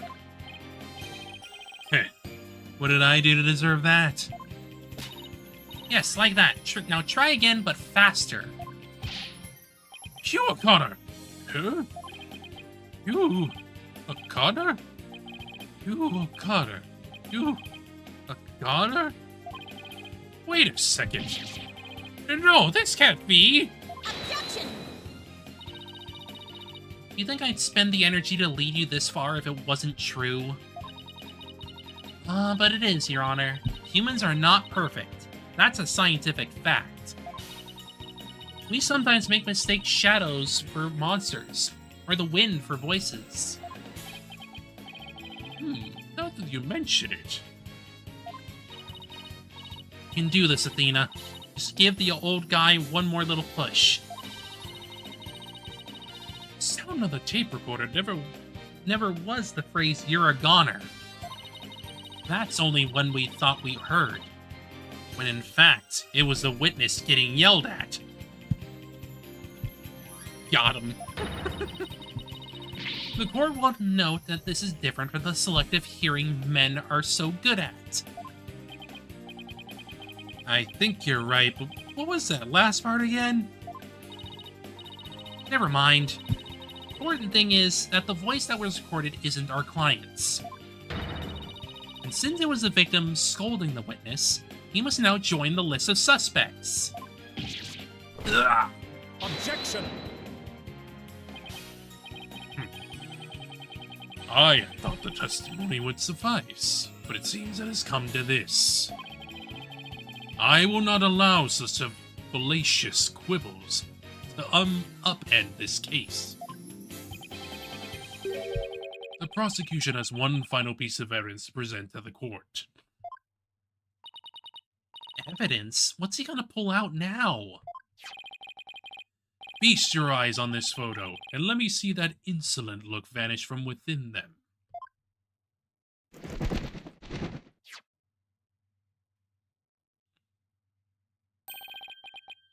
Let's see here. Oh, it's a picture of the defendant and the victim. And this was at 7 o'clock. The photograph shows professor and student preparing for the mock trial together. Wait, was this taken in the art room, the room where the murder occurred? Indeed it was, but the revelations do not end there. Do you see the clock on the wall?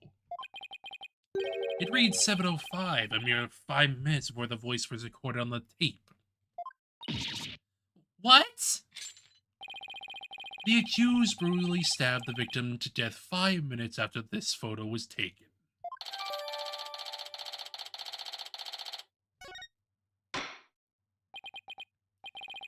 Seems the defendant's culpability in this crime is quite obvious. He was with Professor Court just 5 minutes before she was murdered? What now? I say can change that fact. Understand now? You can believe in your client all you wish, but try as you might. Such misplaced faith will inevitably be cut down before the cruel, steely blade of truth. Listen, Missy. The person you like to save more than anyone else in the world. I'd be willing to wager that your defense isn't what they desire. But I became a lawyer so I could... You still fail to understand after so much pain and defeat. The courts are not the play yards of little children dressed as lawyers. So before you break your back in failure, run along home and grow up.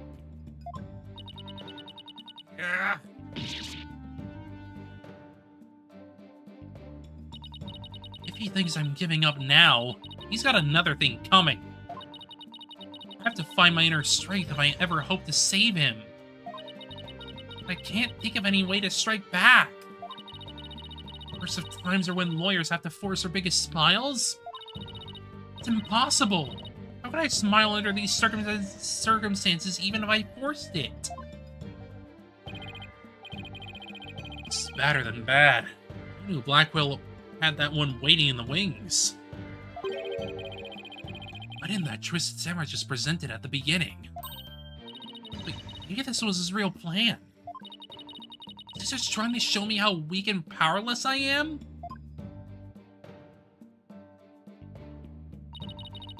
He's right, because I really haven't got a clue. Who's the real killer? Who murdered Professor Constance Court? Robin Newman, a girl who had been forced to live a lie as a guy?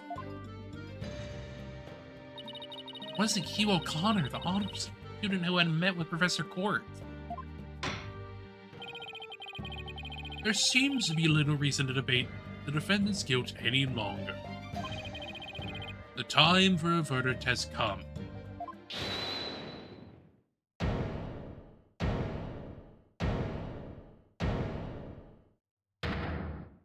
Hello, Robin. No! That's not gonna happen, man! What's the meaning of this? You can't interrupt a judge about to hand down a... Teehee. Maybe, but false verdicts are a NONO. What? Miss Newman, please explain yourself. Juniper's not the killer. I know because I know who the real killer is. You do?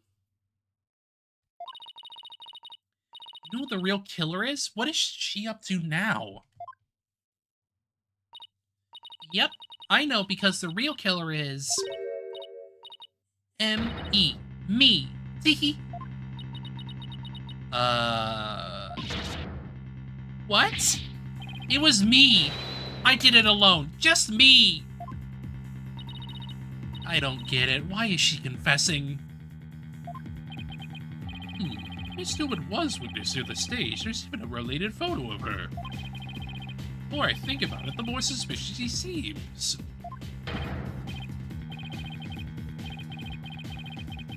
Robin Newman isn't the kind of guy who pins the blame on friends. Just so he can walk free.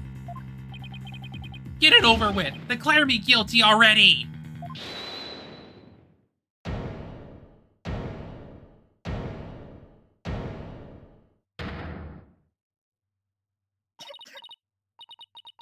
Please, wait. Juniper, what are you doing? Thank you for all you've done, Thena. But you'll have to forgive me. I can't let my friends take the blame any longer. Junie, no! Don't do it! You and Robin have done nothing wrong. They have absolutely no connection to this case. The real killer is... it's me. I alone am responsible for the entire crime. What? Objection! Junie, you know that's not true. Hurry up and retract your statement. I'm afraid it is true. Forgive me, Thena.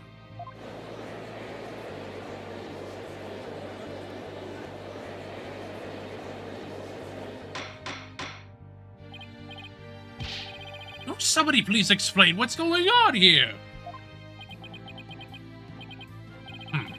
I see right through your cheap ploy. School rules state that a prior conviction terminates one's eligibility to graduate. A guilty verdict here would mean whatever dreams one had to go up in a puff of smoke. Oh, I wasn't aware. Even meek little mice will fight when cornered. A pitiful spectacle, I might add. These vermin are trying to protect each other now that there's nowhere else to run. Oh, excuse me. Excuse me. Protect each other? Wait. Is Robin trying to protect Junie too? So then the real killer is...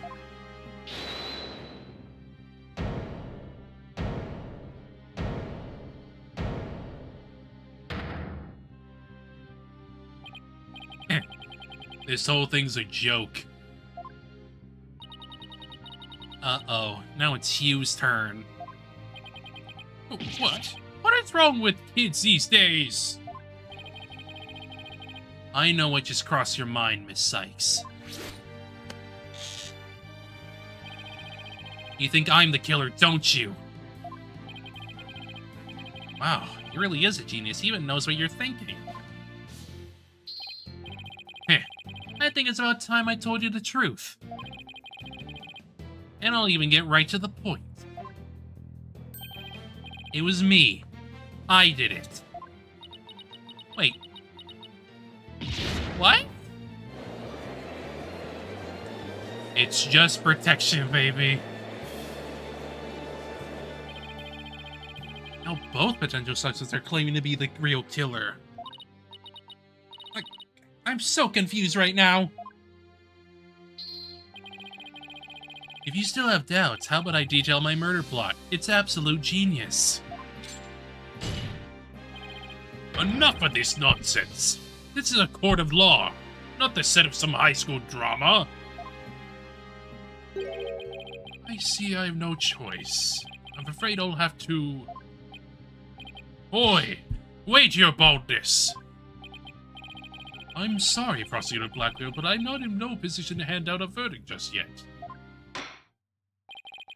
I am hoping the defense and prosecution can come up with some airtight evidence. That is why I'm giving you both the rest of the day to continue investigating this case. Pinch me. I think I'm dreaming. Fine. Do as you wish. This brings today's proceedings to a close. Court is adjourned. They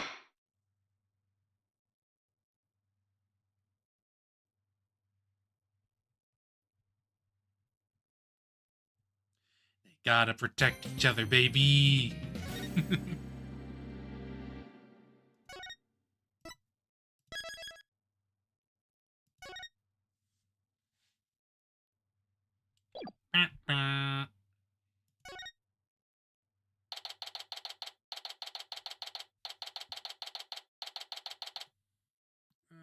Let's see here.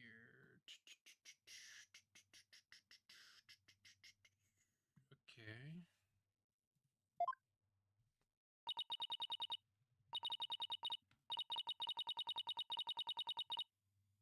One moment here.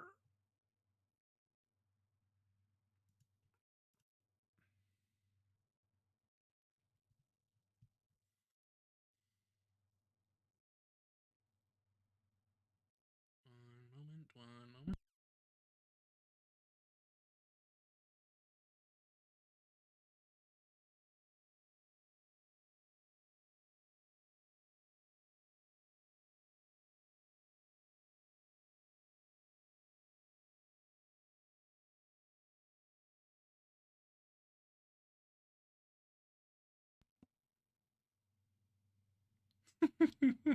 Okay.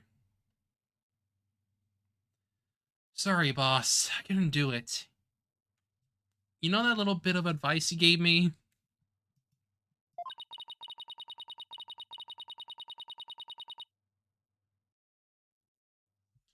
The worst of times are when lawyers have to force their biggest smiles. I don't know exactly what you meant. There was no way I could force a smile in that courtroom today. I'm just glad you remembered that. But now, how about relaxing a little? Relax? Not gonna happen. Junie, she asked me to defend her because she believes in me. But I felt completely helpless. If it weren't for their confessions, I'd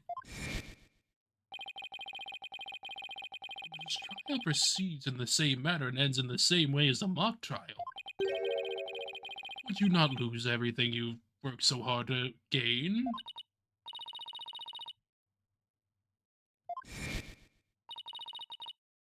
No, I can't lose it all. Not now. You okay, Athena? Turning kinda pale. Can't just stand around here. I'm gonna finish the investigation.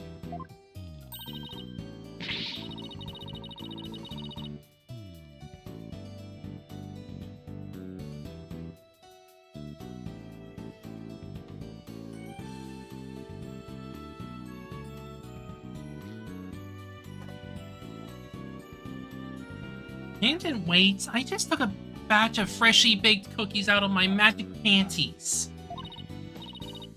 Thanks, but I better get going. Save me one for when I get back. Follow. You wait here. I need to see Junie at the detention center first right away.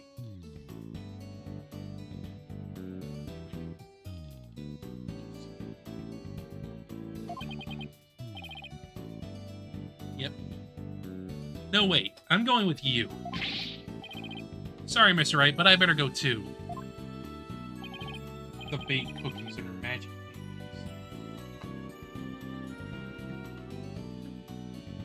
No problem. You two be careful.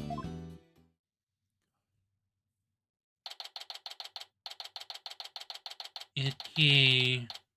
Junie.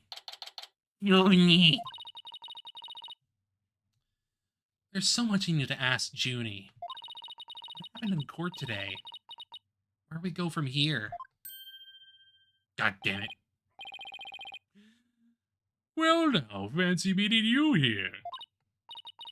Oh, Professor Means, what brings you here? I asked him to come. He arrived just a little before you. I wanted to ask him something, but first, Athena, I want to apologize for my sudden confession after you worked so hard to defend me. He was calling me Athena until just now. No, I should be the one apologizing. The whole thing spiraled out of my control. Athena, Don't worry. I'll really bring it tomorrow. I'll find something to prove your innocence.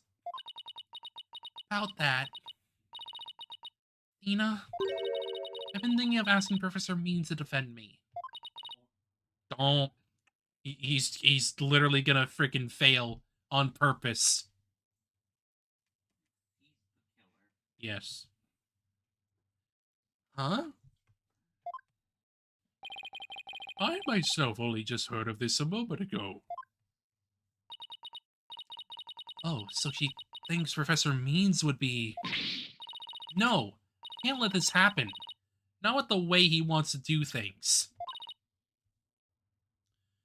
I mean, like, even if he did, like, freaking get her not guilty, he would do it in, like, the most freaking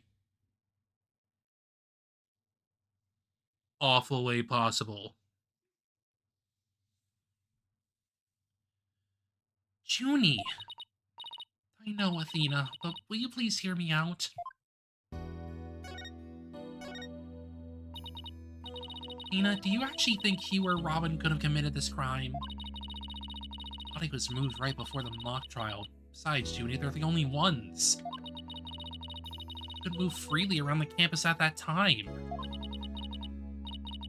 Sorry, Junie, but at this point, I can't rule them out. I was afraid you'd say that. Juniper is seeking a lawyer who can clear all three of their names. Only I am capable of such a feat. Can you possibly prove that all three of them are innocent? I am a result-oriented person. Come tomorrow, I won't fail to have the perfect piece of evidence ready. For the end really does justify the means, especially for me, Professor Aristotle Means. Ugh, I really don't like the sound of that. Yeah, because he will literally do anything, including faking evidence, to get the freaking not guilty verdict.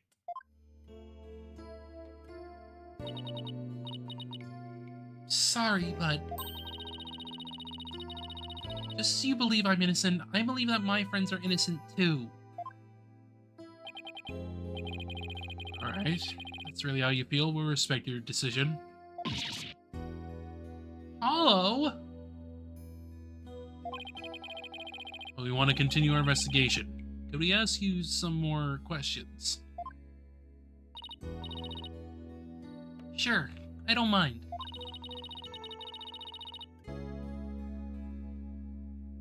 Mr. Means, would you like to stay and join our conversation? Yes, of course. I am your lawyer after all.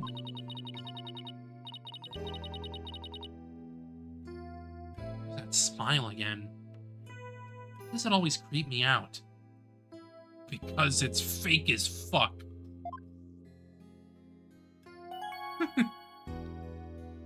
Hey Darth, how you doing? I'm alright, give or take.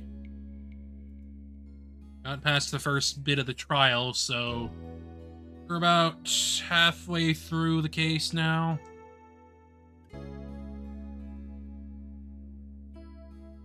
I keep remembering. Investigations take a while.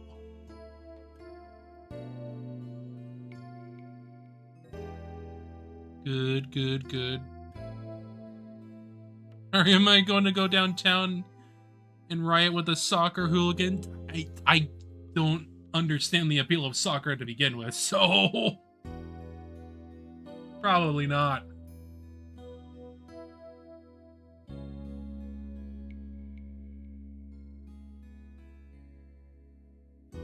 But I'm definitely certain they'll probably do their damage enough without me.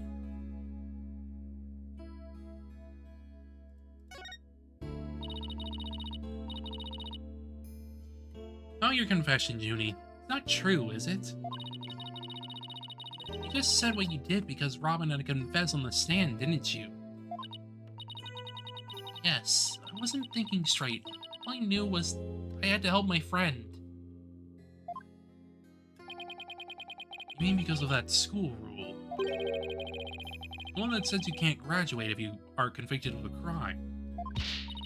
No, I didn't do it because of some rule. I did it because she's my friend.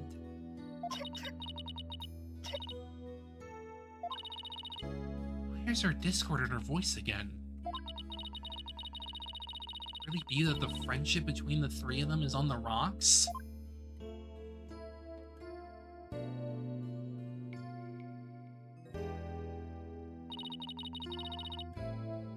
There's more here than meets the eye.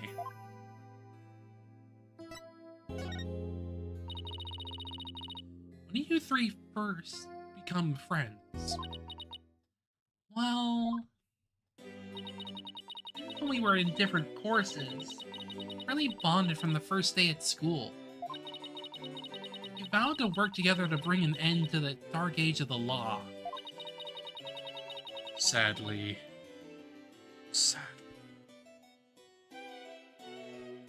Y'all got taught by frickin' Means, which would have prevented that. That was when our proof of friendship came about. Where's that proof of friendship thing again? Just wish this were simple as that.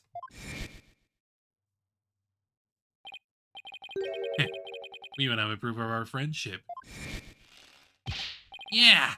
As long as our friendship lasts, you can bet we'll be carrying them around.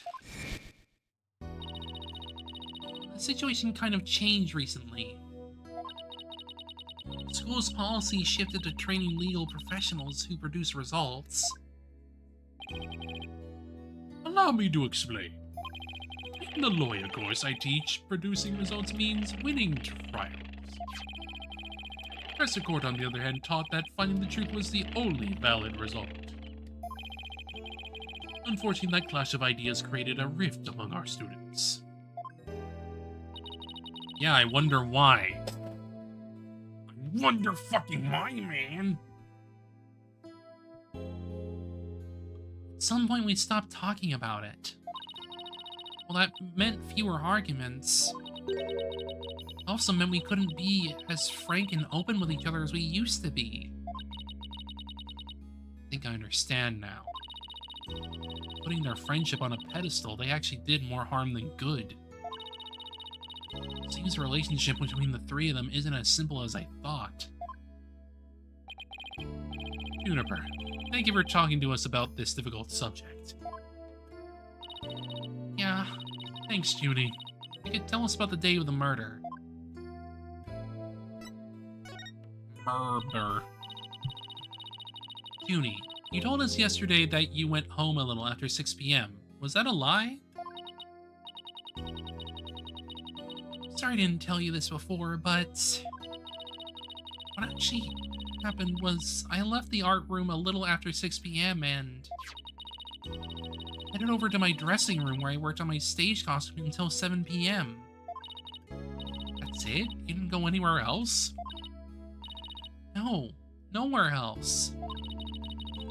If they were, then there would be no reason to lie in the first place. Gotta be hiding something else. Junie, you remember this picture? Yes, but something's wrong here. Wrong? What's wrong?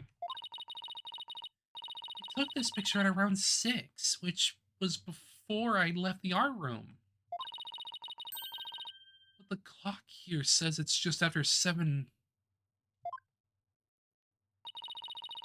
By 7, I'd already been working in my dressing room for some time. So there's definitely something wrong with the time in this picture. Let's go check the art room. Okay, just one last question about the day of the murder. On the evening before the mock trial, the evening of the murder, you ran into Hugh. Yes, I did. At around 7:15, I went to the main building before going home. That's when I saw Juniper.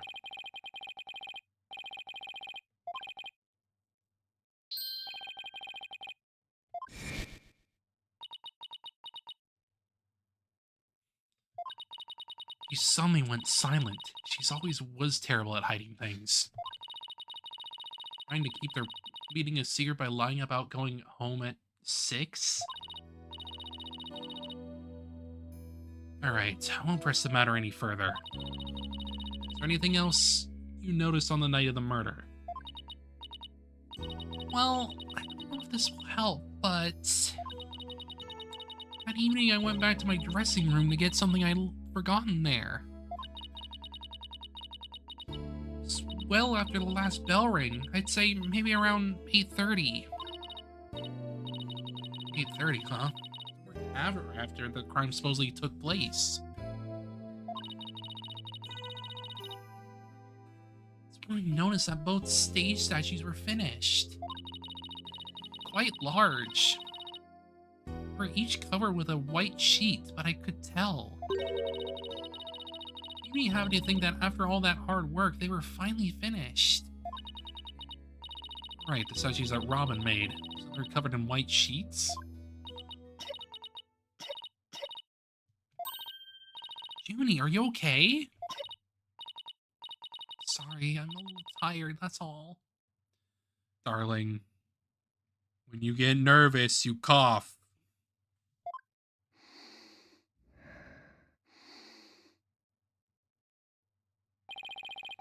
Athena, I think this meeting is over. Professor Means. I will use any means possible to get the results I want in Juniper's case.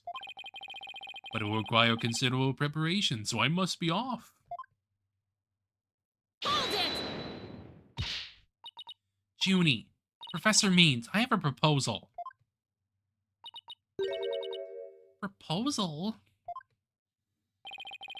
Wait, this is another one of your crazy... By sundown today. Yes? I, Athena Sykes, along with Apollo Justice... Wait a sec, don't drag my name into... We're going to discover the truth behind this murder mystery. What? And we're gonna bring you solid evidence showing just what that truth is.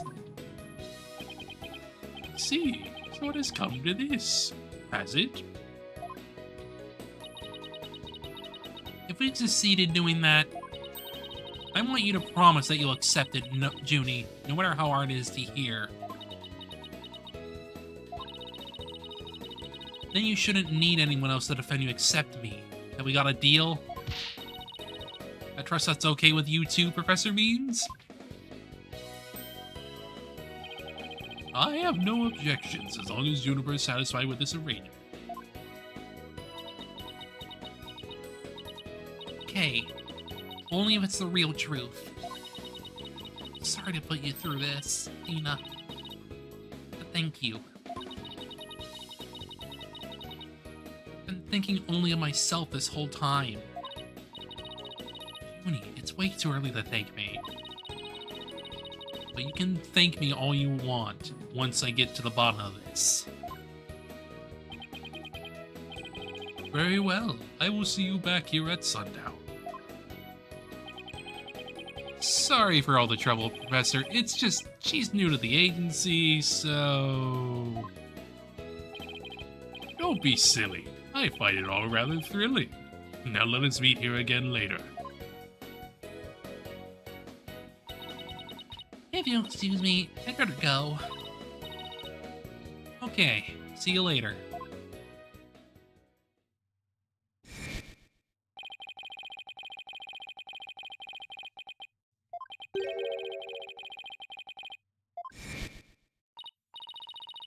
This is no time to be thinking about that. Got an investigation to do. I'll find the truth by sundown no matter what.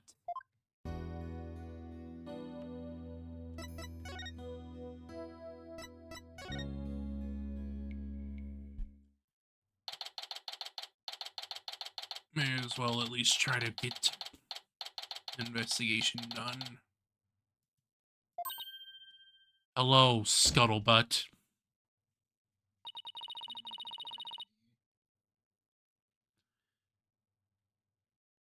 Not yet, but we will definitely be talking to her soon.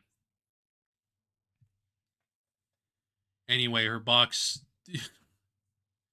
got freaking new shit on it. It's in my imagination, or did something just move? Hello, Clavier. Afternoon, you two. Prosecutor Gavin, what are you doing here? Do you think sneaking onto campus like this is just slightly suspicious? I'll have you know, I'm continuing my investigation in the strictest of confidence. I don't want to be caught napping again at tomorrow's trial. That means a thorough investigation today. Think you can lend us a hand? I'm not one to refuse a damsel in distress. But you needn't have asked, Fraulein. I'd intended to help from the start. You're the best, Prosecutor Gavin. Time for a thorough investigation. I bet we missed lots of stuff yesterday. First, we need to talk to him. Prosecutor Gavin, you were scheduled to perform at the school festival, weren't you? That's right, but I hadn't seen the stage until yesterday. That backdrop with a starry sky and the big crescent moon isn't half bad. We also had some tricks up our sleeve to make the court really rock. Pyrotechnics, a fog machine, big banners, things like that. It would have looked just like this. Oh, the plans are in yesterday. What's the design on the banner there in the back? All the scales are the school emblem. That's his Gavineers. I mean, for one, we do know that he very specifically said the Gavineers are disbanding after that case. So,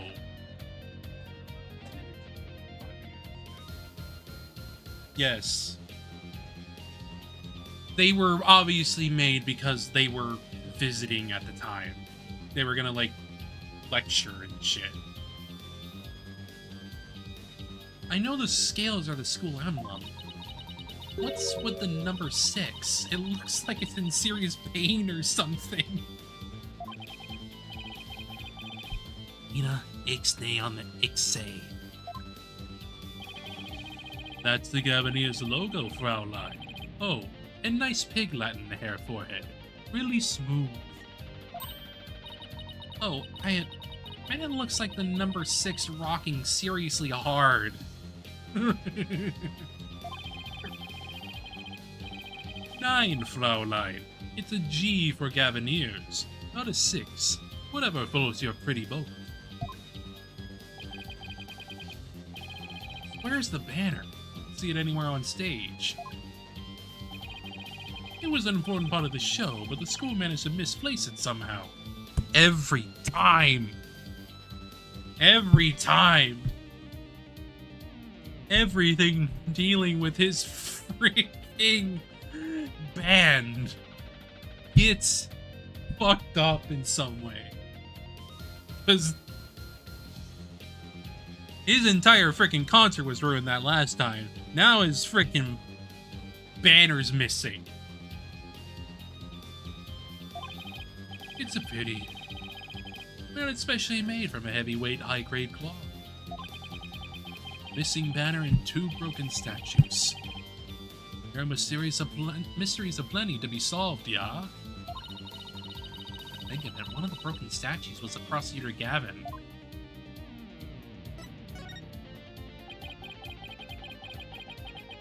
As you can see here in the stage plans.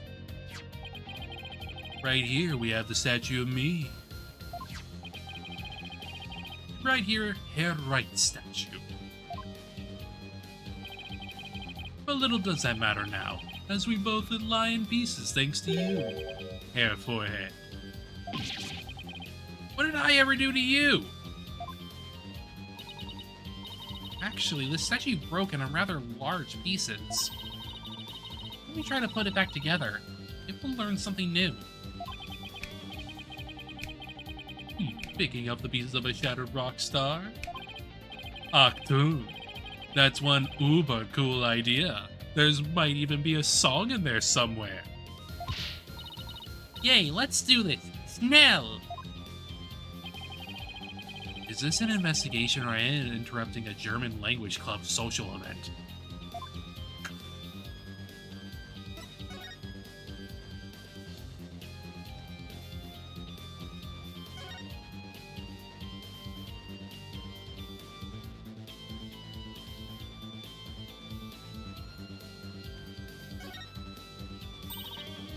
Found one. Piece of Prosecutor Gavin's shattered pride.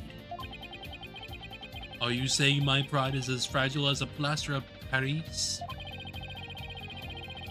Looks like there are other large pieces scattered about. Okay, let's find what we can.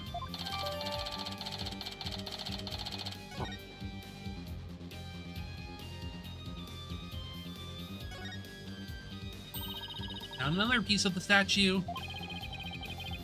Still be more. Let's leave no stone unturned.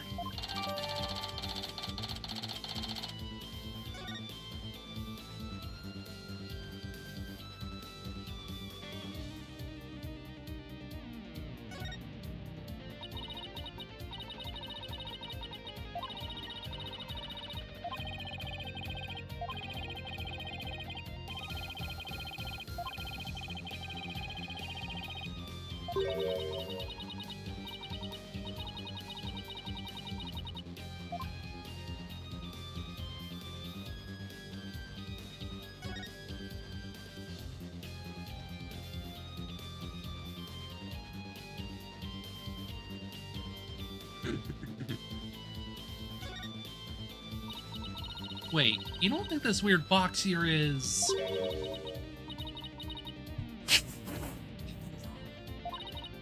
I knew it. I know that voice anywhere.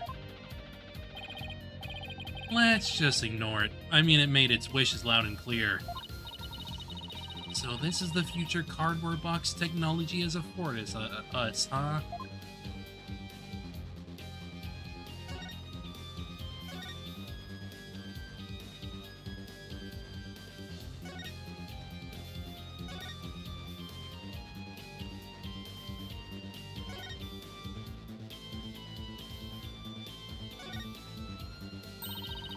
Found another piece of the statue. Should still be some more. Let's leave no stone unturned.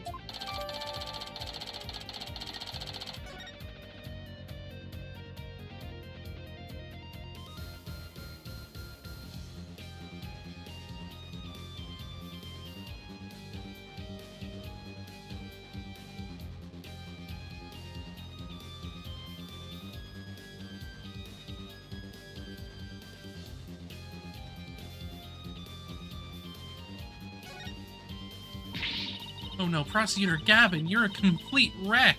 Literally. Why in the world would someone do something like this? I don't know, but whoever did it must have felt an amazing sense of release.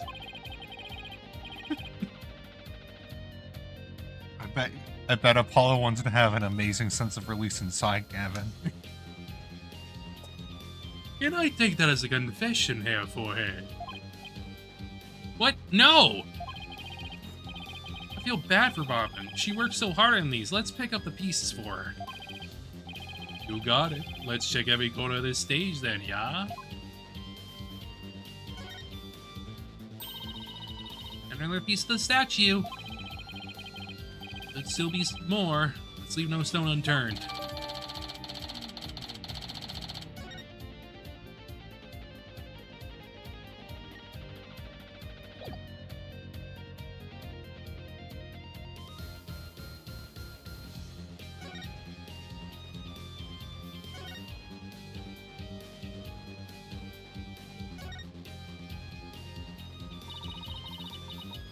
Statue Robin made. It's been smashed to bits.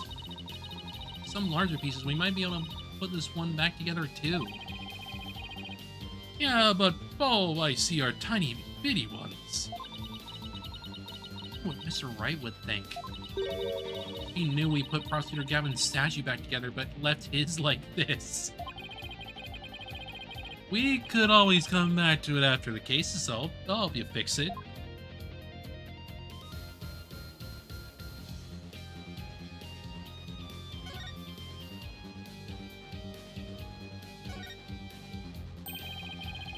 Another piece of the statue. Thanks, Apollo. This makes 5 pieces in all.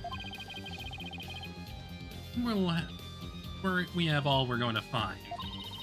Okay, let's get back to where Prosecutor Gavin was shattered. I think you might want to reword that.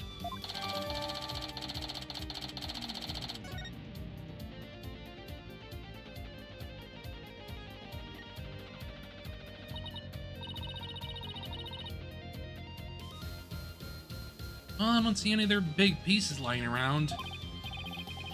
Yeah, let's see if we can put this statue back together. Alright, Apollo. You come over here and... Prosecutor Gavin, if you could hold this...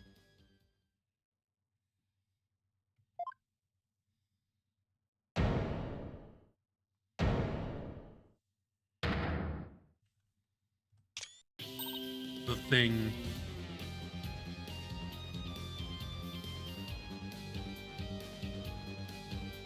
We did it! Not bad if I do say so myself. Yeah, but don't you think it's strange? We put this statue back together, but look. What's with all these leftover white pieces? These look like they go together. This one too. Athena, what do you think you're doing? Don't stop me now. The artist inside me wants to get out and have a good time.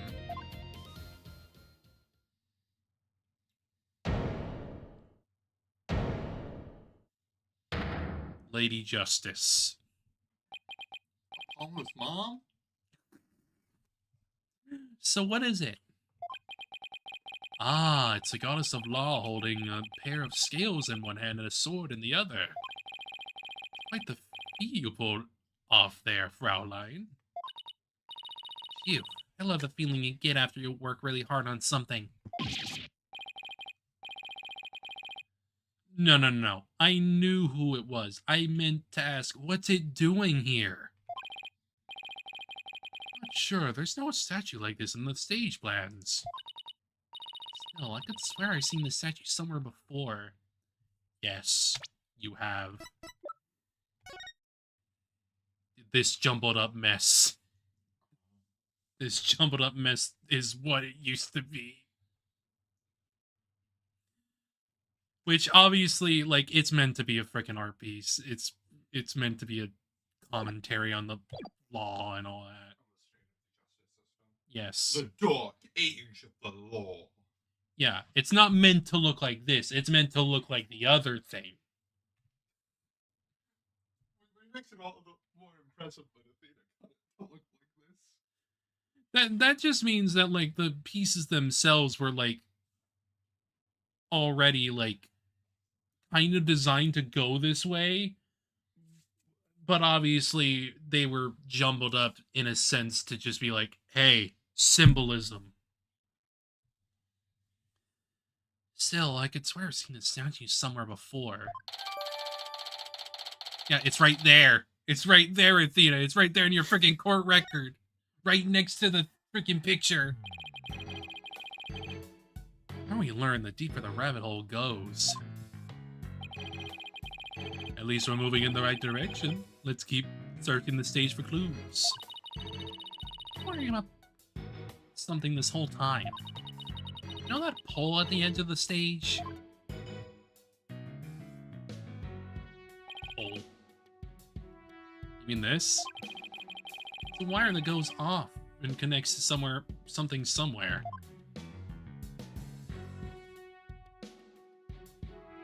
Window.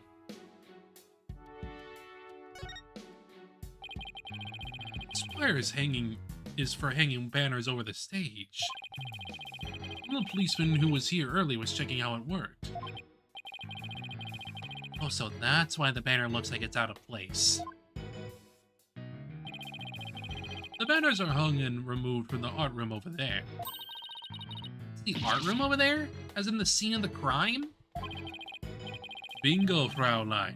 It's still crawling with cops, though. Hey, anyone in the art room? It's him. Oh, it's you people. In justice we trust. Ah, Detective Fulbright, in justice we trust. Is that some kind of greeting between you two? Detective Fulbright, can you lower that banner from there? Of course, just leave it to me.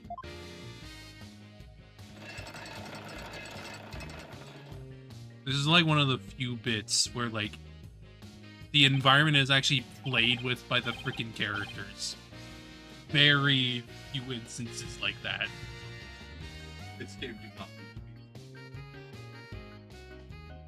Basically. How's that? You. Thanks, Detective. In justice we trust. Always glad to help. In justice we trust. So is that some kind of greeting between you two or not? He's not being answered.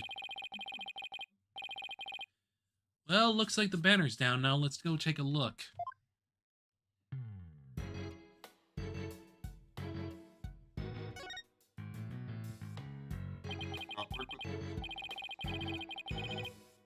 Does, but like it feels a little better with keyboard. Look at this banner. I don't think it would flap very well in the wind. An unflappable banner? Hey, I like that. Goes perfect with unflappable lawyers and unflappable rockers. It's like it was made for this very stage. Look at this. The bottom part is all knotted up. Let me try and unravel it.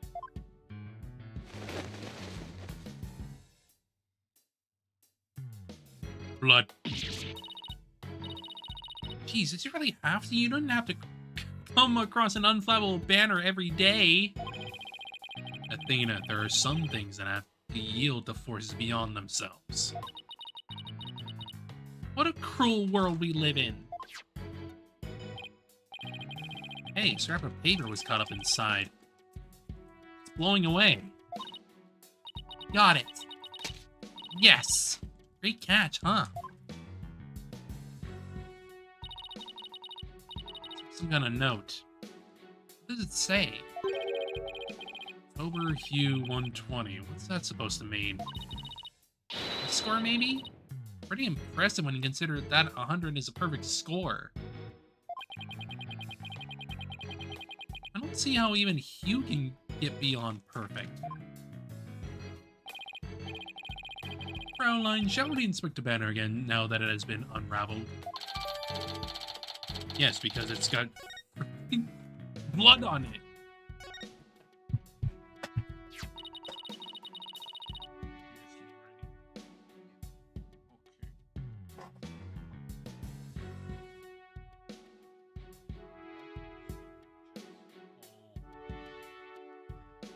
This is the emblem that's on Junie's school uniform.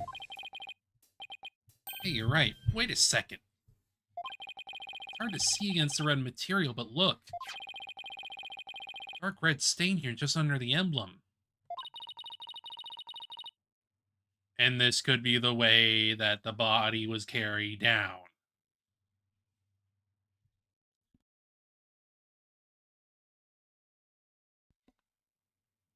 This banner was on the wire connected to the art room. Right, and the art room is where the murder occurred. And are you thinking what I'm thinking? This stain might be from the victim's blood.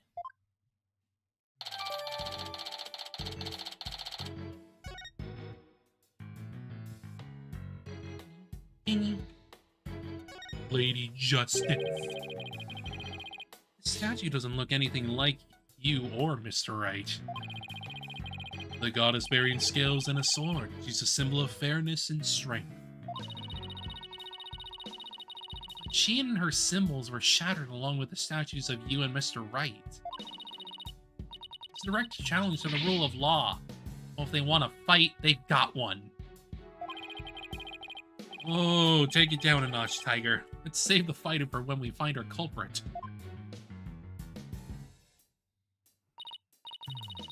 Phew, that was a whole lot of poking around in such a short time. Does that mean you're satisfied? Actually, there was one more thing I wanted to check out. See that Mendel fence back there? It's not one segment, so it seems out of place. Looks like they were in the process of removing them after the stage was set up. They were never able to finish on account of the murder. Take a look if you think it would be important. Track looks man-made. Yeah. And you're right. Looks like it starts from behind the backdrop. A big muddy pro wrestler was hiding back there. Well, that was totally random, but we'll never know until we take a look. It's like something was being dragged through here, and this is where it started. Whatever it was, it's long gone. Must have been pretty heavy. Perhaps it was used in setting up the school festival. Aw, then I guess it wasn't a pro wrestler. Still, this could be something important. Well, that's about it for the stage. Right. I think we better search the art room next. I think I'll hang around here for a while. But make sure to tell me once you find it, yeah? Find what? His banner. What else? The Gavineer's banner that disappeared from the stage? You never know. It just might be connected to the case at hand. Really? Does he just want his banner back? Both.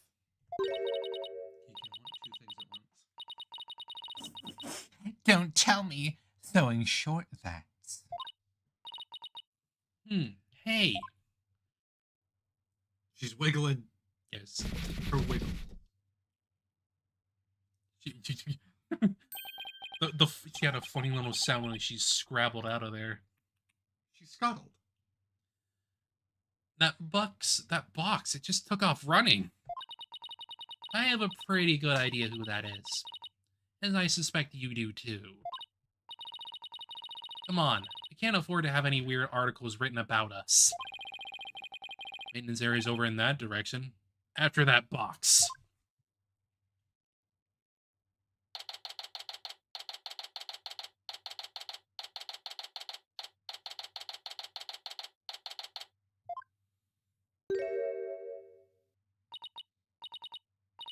Miriam, you're liable to get tossed in the garbage truck if you hang around here. I'm just an empty box, and that's what you do with them. You throw them away. Cleaner box. Hey, did you change boxes? I like the new look.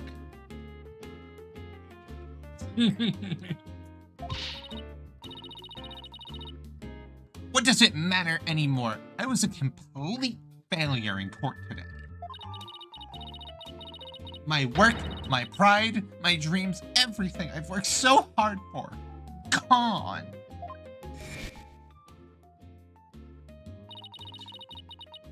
Sorry, Miss Scuttlebutt, but doesn't believing you had a scoop when you really... There's the freaking thing again. Doesn't believing you had a scoop when you really didn't make you a failure as a reporter. I think that. I know what she meant, but like, it's just a freaking garbly goop. A failure as a reporter? Rest in piss for that.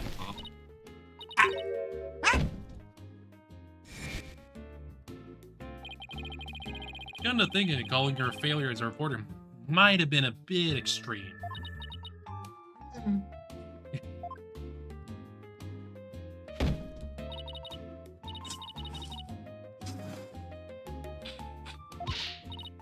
Scold me, despise me, pack me away where I'll never see the light of day.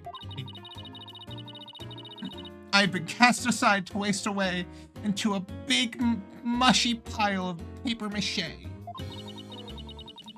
need to feel responsible for this, but... Now's our chance to prod her for information while she's vulnerable. I bet that's what you were just thinking. No, it was not. What kind of a person do you think I am? He read me like a book. Scuttling, scuttling. Yes.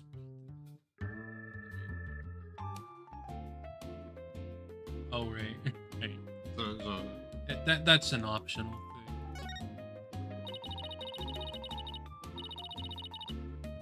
That was you on the stage earlier, wasn't it? Why'd you run off like that?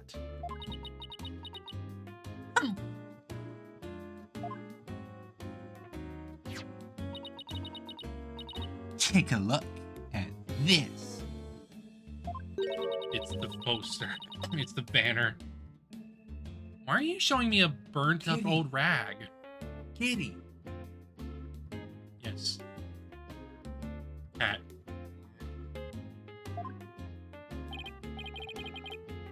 Wait, it's really hard to see, but I think that's the Gavineers logo there. So is this the banner that disappeared? It's all burned up. Don't look at me. I just happened to find it in the incinerator. Oh boy, he's gonna be unhappy about that. Incinerator? Did Blackwell actually make good on his threat to burn her box? That's why she probably has a new one.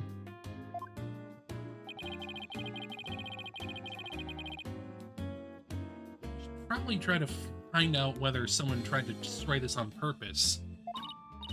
Yeah, this banner is sounding less and less unrelated to our case, Apollo.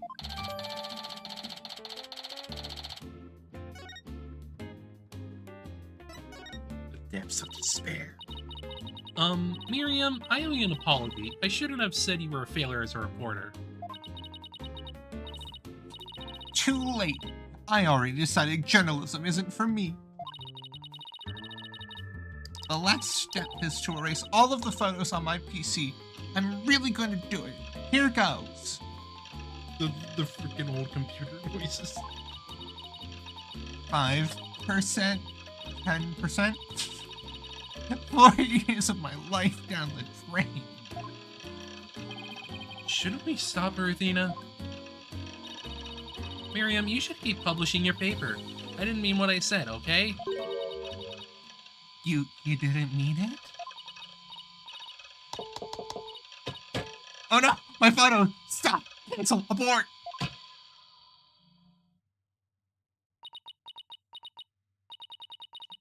Did you stop it in time?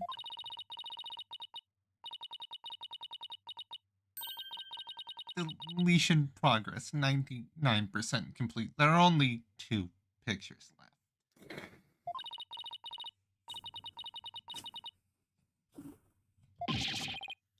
What are you gonna do it now, Athena? You owe it to her to make this right. Just undo it.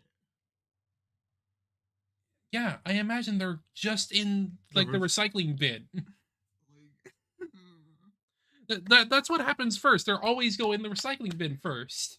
I know we're putting too much logic into this because it's meant to be like a semi-dramatic moment. Yeah, I know, but it's obvious. They're in the recycling bin. They do not delete until you delete everything in the recycling bin. Maybe that's what she was doing. I don't know. I know. Don't worry, Miriam. Your photos may be gone, but the memory of your photographic genius will live on forever in all of our hearts. Oh, Athena, that was cringeworthy. She's based! Hey, Miriam, check this out. I took some amazing photos of the 3 of them. I'm sure they really appreciated it.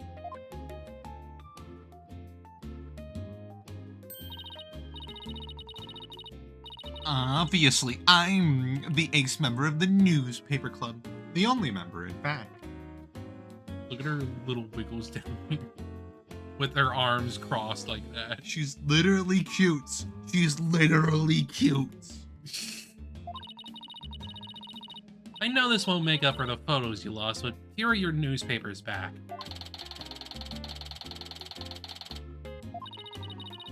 There's no rest for the wicked. I plan on pursuing those 3 for as long as I live. What, do you want to kiss them? Do you want to be part of their fucking polycule?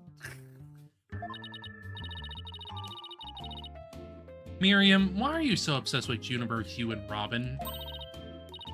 Obsessed? I'm not obsessed with them. It's just they were so close ever since their freshman year, so, well... Athena, are you thinking of what I'm thinking? Yeah, I think that's the only explanation. Well, wait a second. You're not thinking what I think you're thinking. Objection! That's exactly what he's thinking, Miriam. You want in on their little trio. How could you possibly know that? Literally, can't believe they have so much nudity in this game. That's one abused laptop.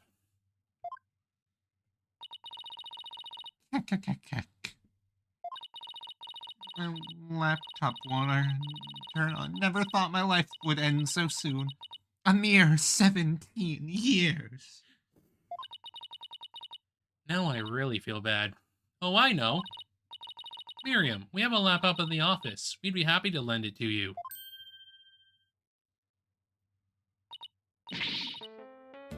Huh? You have a laptop I could use? Sure, but on one condition. I want you to ask Junie, Hugh, and Robin if you can hang out with them. What? Like I could ever do that? Antisocial. Sorry, but that's the deal if you want to borrow our laptop. It's not even hers to loan out. You scare me sometimes, Athena. You're like good cop, bad cop, all rolled into one. Fine, I'll do it, if that's all you want. Yay, I'll be by later to bring you the laptop. Wait!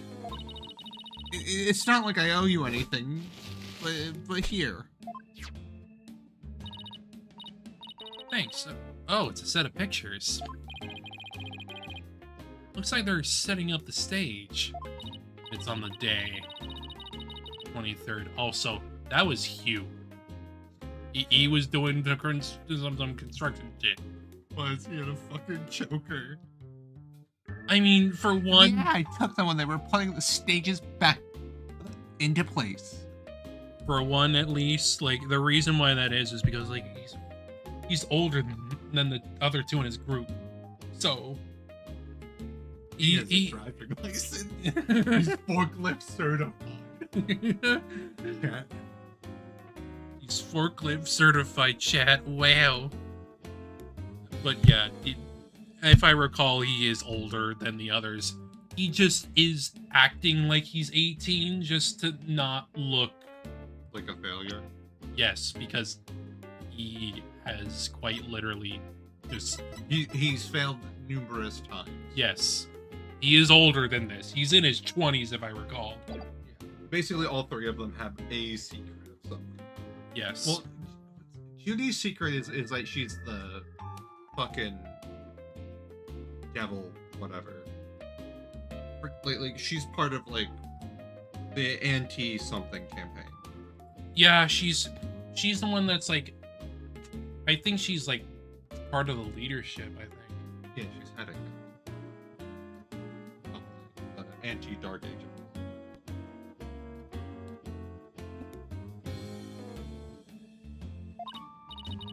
Wow, you sure have an eye for photography. From what I can make out anyway. These are the last two photos that didn't get deleted. They're all yours. How did this work? I hate this. They just happen to be the last ones. Convenience. How the fuck did she print them out? Well, see you around, scary lawyer lady.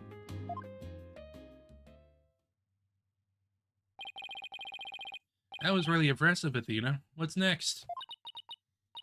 Well, I'd like to talk to Hugh or Robin if possible. Okay, let's walk around and see if we can find them. But yeah, I believe that should be all of her available lines. Like, she'll obviously be in, like, the freaking, like, credits at the end of the game, but regardless, her role is effectively finished here. Are you gonna use the sweet chili? Sure. Anyway, I'm gonna make him mad. Why are you carrying a sooty mess of fabric around? Yeah, about that. This is kind of hard to say, but... This is the banner you've been looking for. It was found in the incinerator. What? This ash and cinder? That's all that's left? Somehow, I don't think this was a random act of vandalism. Yeah, no doubt bears some relation to the case at hand. In short, this is a challenge directed at me and the Avenir's fans everywhere. Mark my words, Fraulein. I will find the perpetrator behind this crime. Great, thanks. Does he mean whoever burned the flag? Or the perpetrator's killer? I'll just cross my fingers that they're one and the same. Anyway, now we need to find the two of them.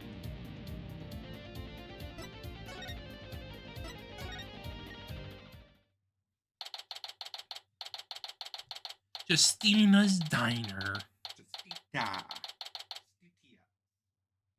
Justitia's. Yeah. Just titties.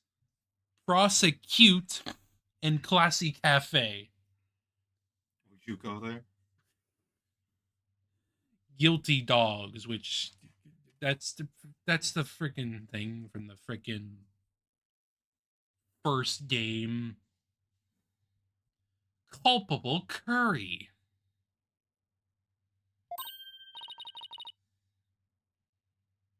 Hey, that's you over there.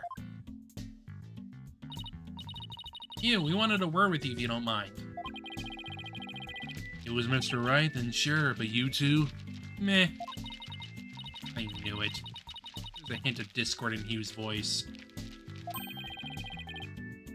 You're not getting off that easy. After all, you're a possible suspect, plus you've actually confessed in court. Whatever. So what do you want from me? I'll make it brief. I don't have a lot of time, and I assume you don't either. About your confession today, you weren't serious about that, were you? Let's just say I had no choice thanks to a certain lawyer who failed to get the job done. No, you clearly had an ulterior motive.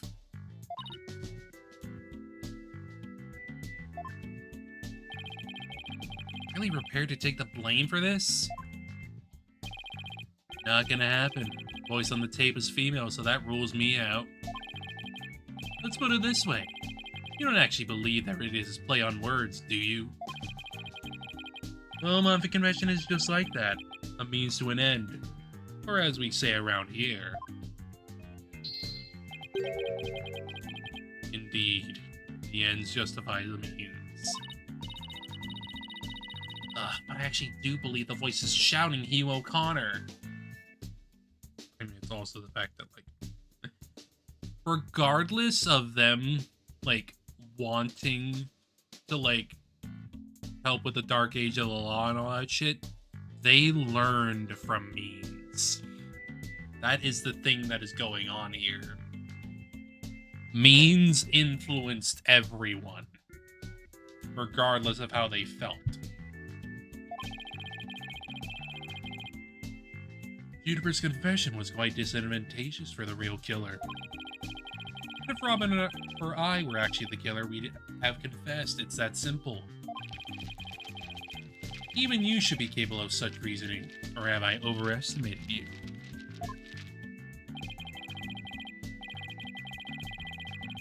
This is how he is. You'll make a great lawyer someday. I mean, you seem to enjoy getting under people's skin.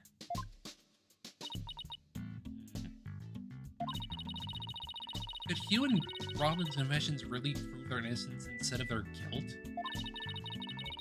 It's gonna take some serious thinking on my part. Sure looked like Prosecutor Blackquill was twisting your arm to testify earlier today. Is there some sort of secret he's using against you?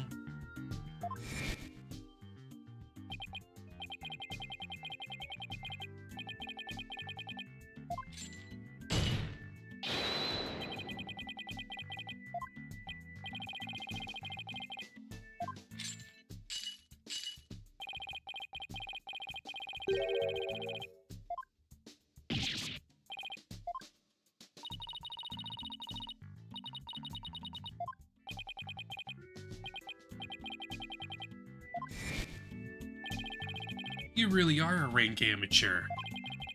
Even that were true, you think I'd open up to you? So he's not denying it. The secret might be causing the discord in his voice. Then again, we have the same problem with Junie and Robin. Heh, you're just wasting your time and mine. Next question. About that meeting where Professor Court on the 23rd, why did she want to see you? I have no intention of telling you. You'll have to force it out of me any way you can.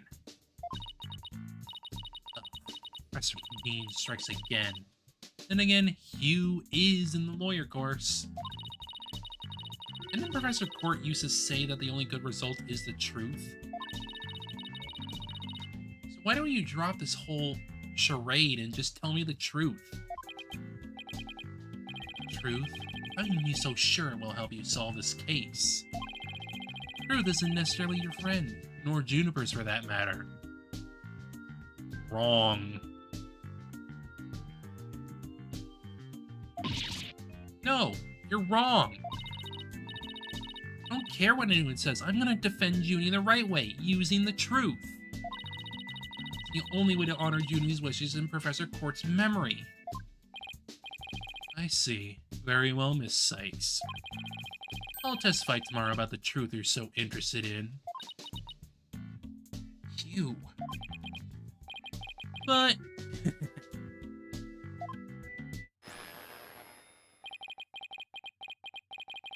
Don't look to me if something happens to Juniper because of it. Understand?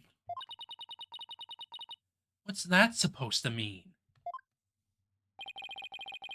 What a terrible thing to say. I thought you guys were friends. Yes, we were. Until just recently, actually. Were?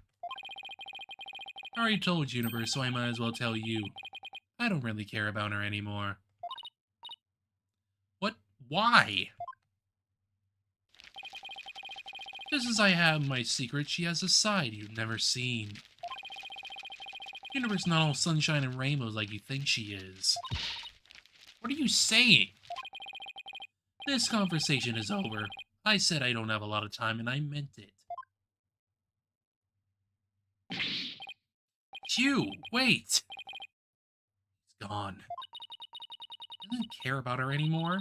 Why would he say that? It goes so well. Guess we'll just have to pin our hopes on his testimony tomorrow. Nina, what do you say we head over to the art room? Might be a change of pace. Hopefully the police have completed their investigation. Alright, not much time left anyway.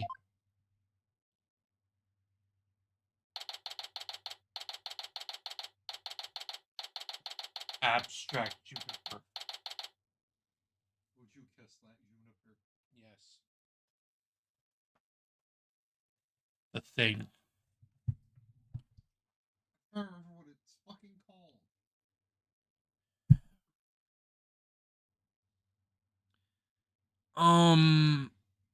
I know Bumrap Riney is one of them, but I'm pretty sure that's the lawyer one.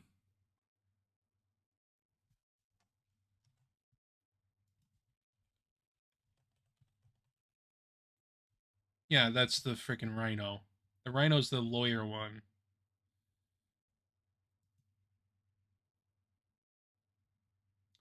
Phony Fanty is the other one.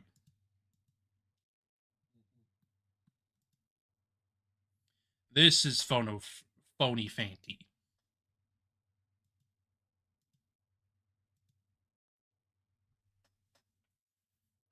Apparently the full. Yes, that's... One's an elephant, the other is a rhino.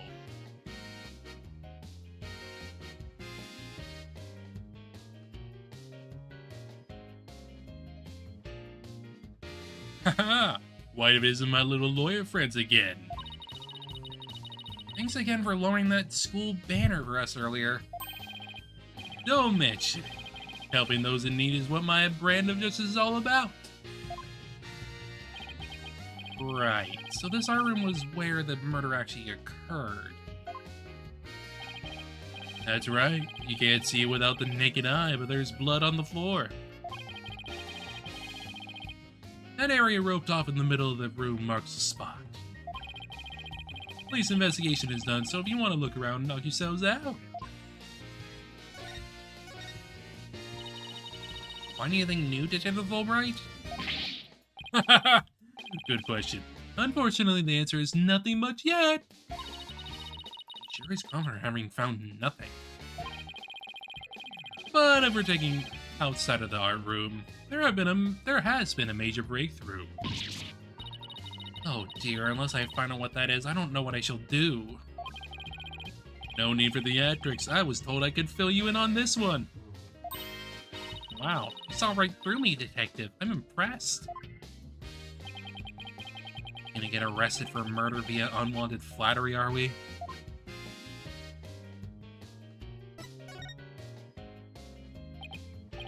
So what's the major breakthrough you mentioned? You want to know? You really want to know? You really, really? Come on, just tell us already. Oh, you're no fun. Anywho, we got the results of the voice print analysis back. Voice print? You mean for this tape recorder? Exactly. The voice belongs to the suspect, Miss Woods, beyond a shadow of a doubt. See right here? They analyzed the voice on the tape inside and out.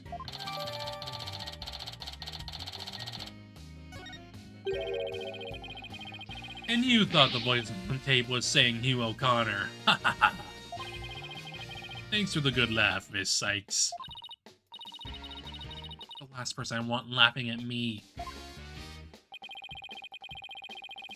Now there's evidence of Juniper shouting, "You're a goner," around the time of death. If we're to take this as truth, how are we supposed to make sense of it? No, I can't think of any reason why Junie would shout that in the first place.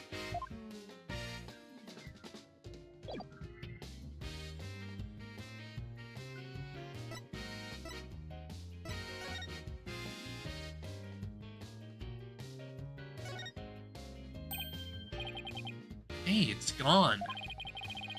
Strange statue in the school camera photo?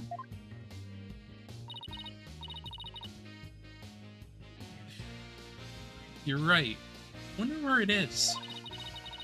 I was a member of the Fine Arts Club. Maybe she could shed some light on it.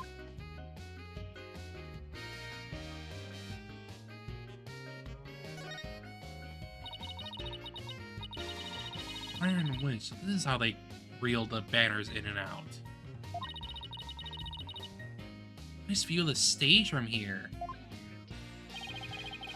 Prosecutor Gavin is still standing in front of that broken statue. It wasn't you, Apollo? Don't worry, you can tell me. I won't tell anyone. My name unless we catch the real culprit.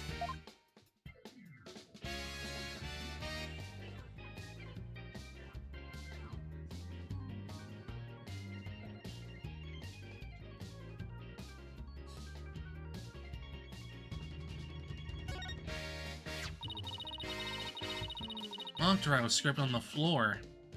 Nearby, an envelope marked Hughes. Miriam's script was never actually inside that envelope. Let's see here. By Miriam's Scuttlebutt. And the title is Rouge et Noir. Crimson Blood and the Dark Judgment. I wouldn't take part in that mock trial if she begged me. It says there are special rules allowing the payment of bribes while court is adjourned. Oh, and you can bring in up to $3 worth of fabricated evidence. And it also says, oh boy, this was definitely written by her. Welcome to the darkest mock trial ever, where the end justifies the means.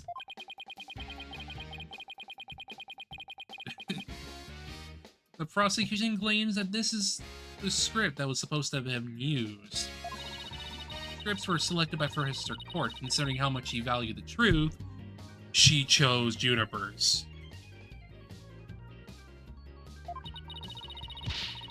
I seriously doubt she picked a script entitled Crimson Blood and Dark Judgment. Wow, you have that title memorized already?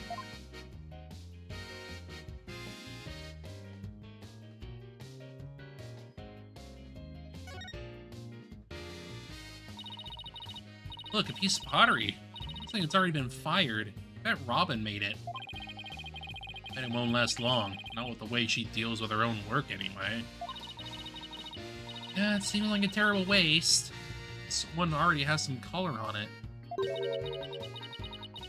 It's just like bloodstains, the way the blaze was scribbled on it, to it. It's like bloodstains? Injustice we trust. That does look like bloodstains. We better examine it at once.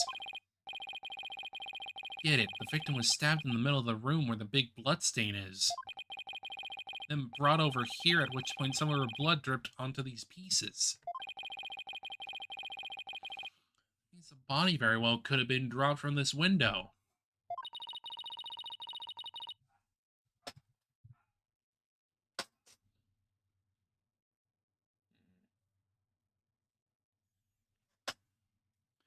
Not our script, the body was dropped onto a mat. Then a ball cart was used to move it over to the stage. Maintenance area is below this room, and the storehouse there has a mat and ball cart. So even the moving of the body was carried out just like in the script. Sure had a thing for Junie's script. What did you expect? That's why we suspected the defendant in the first place. Well, you're wrong, and I'm gonna prove it.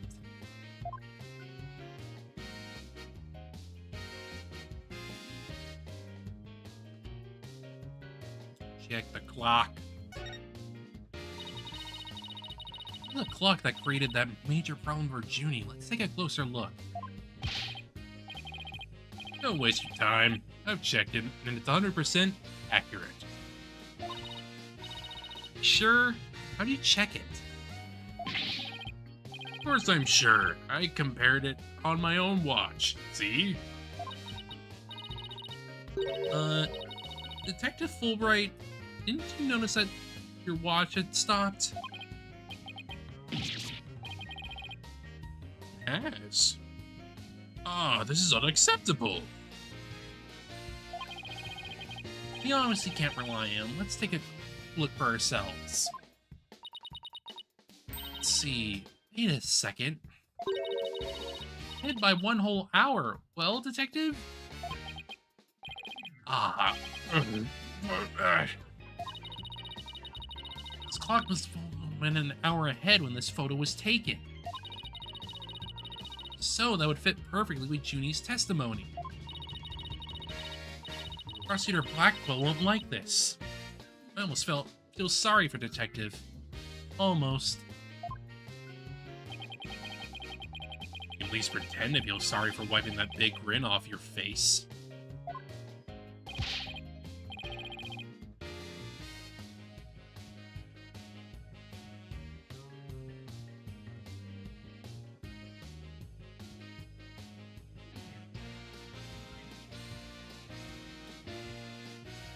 Wait just 1 minute.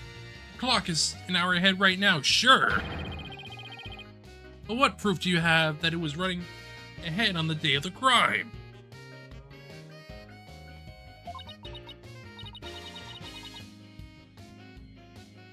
Good question.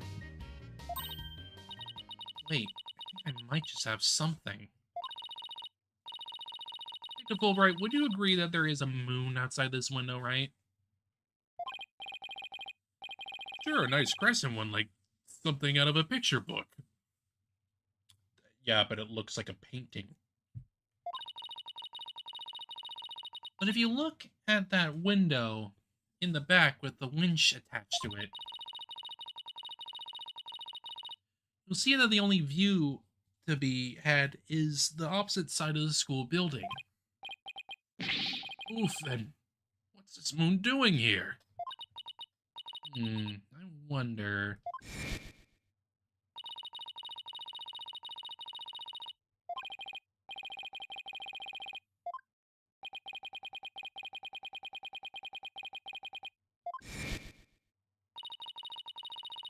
It's the same as the one painted on the stage backdrop? Bruce right here, Detective. This shows it was at 6 p.m. when the photo was taken. Take that!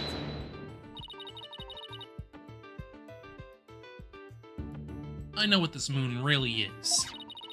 If you look at this photo, you'll know too. This shows where that moon in the photo came from and the truth of Junie's testimony. What? Where? Where does it show that from? Look right here, it will all become crystal clear.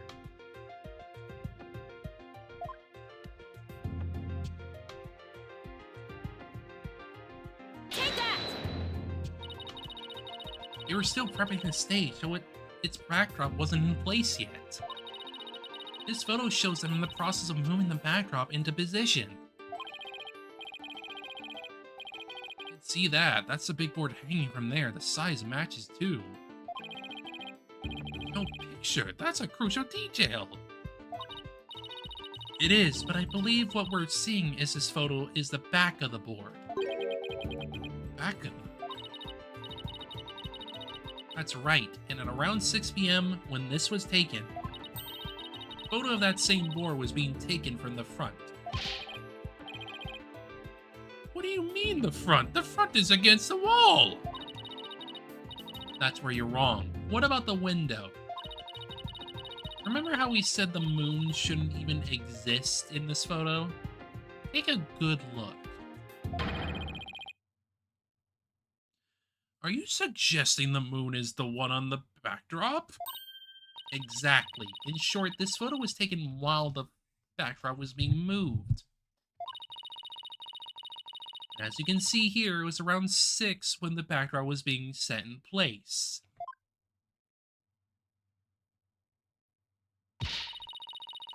So the art room clock was running fast, at least as far back as the day of the murder. How can I ever face Prosecutor Blackwell now? Yes, I just blew a hole in a piece of the prosecutor's evidence. Well, I think we've examined pretty much everything we can. By the way, did Prosecutor Blackwell happen to tell you anything about tomorrow's trial? It's no use trying to pry more information out of me. Having just learned that the clock had been 1 hour fast. These were back to square one concerning the suspect's action that day. What the main argument will be about now? How the body was moved would be my guess, but Prosecutor Blackwell's got his own plans. Does he now? Detective Fulbright? Praise you might. I won't say another word about the investigation. No. Was going to ask about that. I was just wondering if you'd seen Robin. Oh, you mean Miss Robin Newman. She was just here a moment ago. She mumbled something about watching videos in the lecture hall. Video? What video? Thanks, Detective. Lena, I think we should stop by the lecture hall. Right, let's go. Go.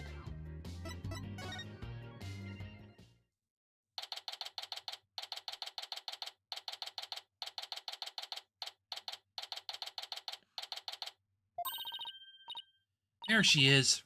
Robin. Hey, Robin. Oh, Athena. Apollo. What are you watching there? Oh, it just so happens to be a video of the mock trial. I had to use a bit of coercion to get it, but the end justifies the means, right? There it is again. Professor Mean sure has a lot of influence around here. Care to look into the true connection between the murder and the mock trial with me? Sounds great, but do you mind if we ask you some questions first? Sure, I'll let you tell you anything you W-A-N-T. Oh, your confession today. Why do you do it? Because Juniper hasn't done anything wrong. I had to stop the trial by any means possible. Right. The end justifies the means.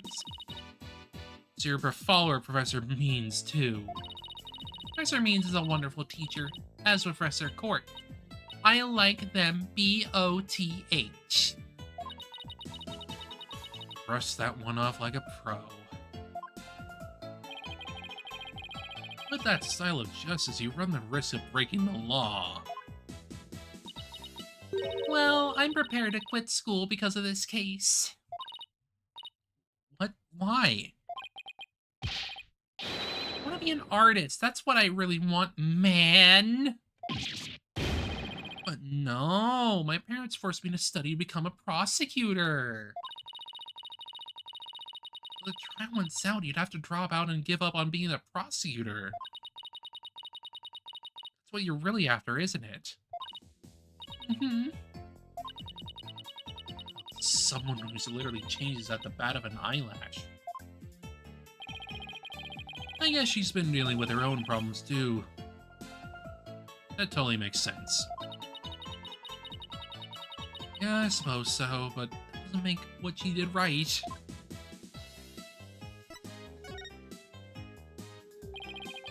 Can you tell us about what you were doing on the night of the murder? Finishing a statue. I was on the stage until the last bell.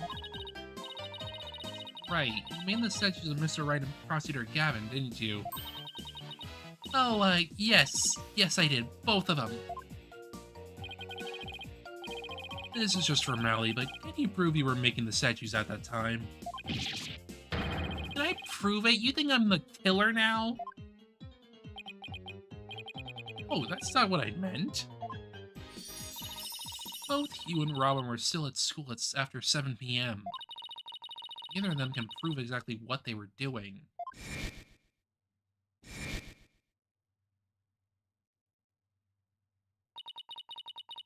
One of them really have murdered Professor Court?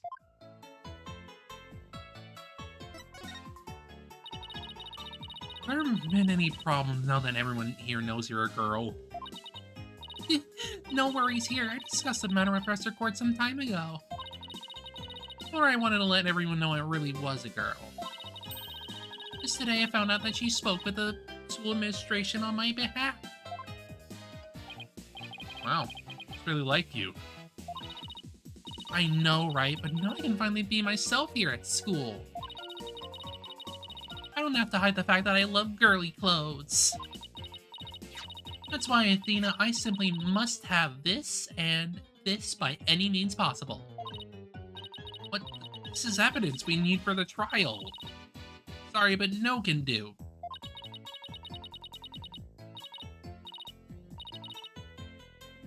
Aw, don't be a party pooper, Athena. Come on, please. Pretty please.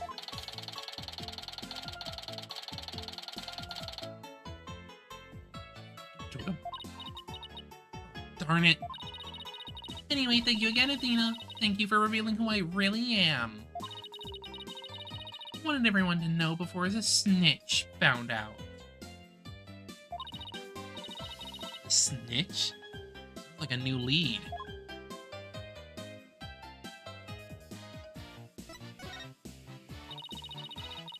There's a rumor going around that one of the students here is a snitch. I hear they're watching everything we do. Our activities, our relationships, our interests. Yeah, I wonder. I'm reporting it all to one of the professors. Can anyone do that? Officially, I heard it's to seek out misconduct among the student body. But the rumor has its grades were being bought and sold through this surveillance network. Bribery. Even Athena's legal academy is worse than I thought.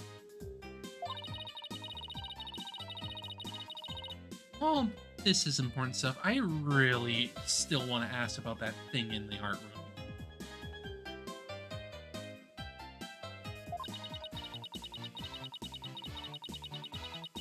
Present some evidence to show her what I'm talking about, though. Indeed.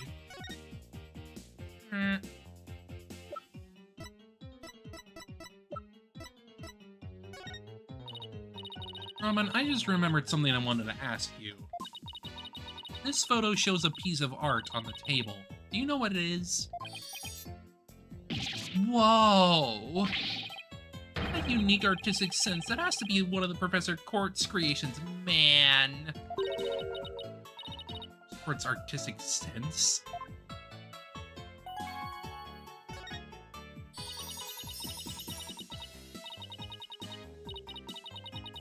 Professor Court's artistic sense, that's a tough one. I'd say it's avant-garde and very eclectic. In other words, it's weird and all over the place. No. You're not understanding the symbolism, Athena. You don't get it. You don't get it.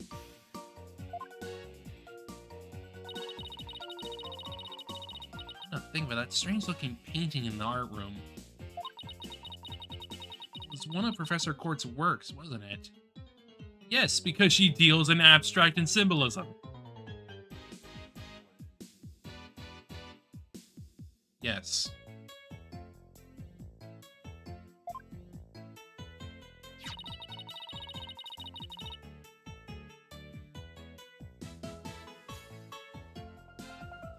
The statue in that photo was originally a statue of Lady Justice. Lady Justice? Professor Court had planned on placing it on the judge's bench in the lecture hall. But the day before the mock trial, it broke while she was polishing it. She said she'd take it back to the art room and try to fix it somehow. Fix it in her own way. So this is a statue in its proper state? Bet, just look at that wild silhouette. Wow, it's so C-U-T-E. I don't get it. Do you have to be an artist to appreciate stuff like this? No. You can literally just read into it. Darling, you need to frickin' get some media literacy. Dina, Lady Justice that you put back together on that stage. I didn't realize before because it was in pieces before it was smashed. It doesn't look like Lady Justice, but more like it does in the photo. What in the world was it doing on the stage? I wonder. He destroyed the symbol that was the broken system. Well, I think that about covers it. Okay, then how about watching the mock trial video with me? What do you say? Sure, sounds good to me. So how do you want to watch it? All classroom desks at this school have their own built-in computer, you know? This is definitely a lot cushier than I thought. I know you guys are in a hurry, so I'll just fast forward to the important parts. Let's start with the professor's pre-trial speech.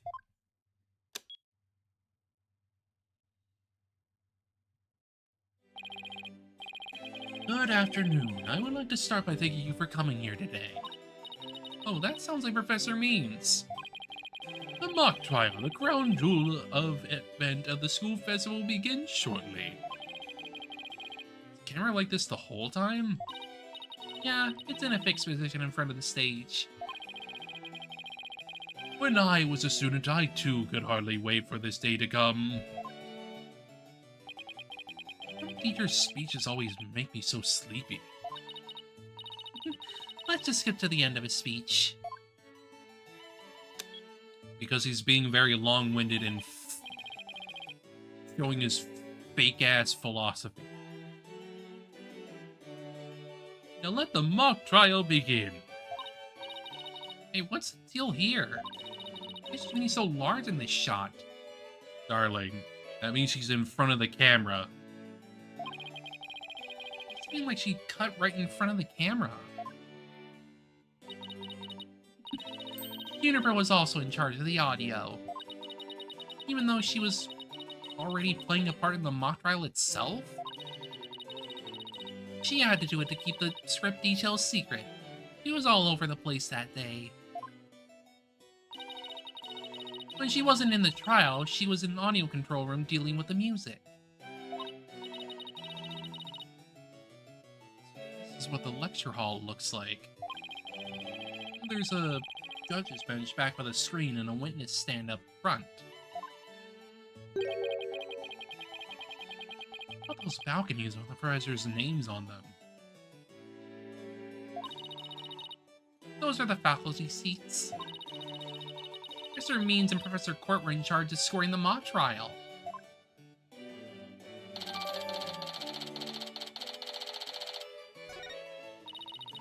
Hey, let's fast forward this a bit.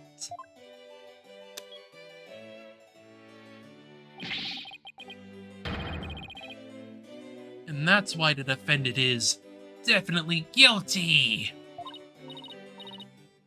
Oh, that was me. Could you tell?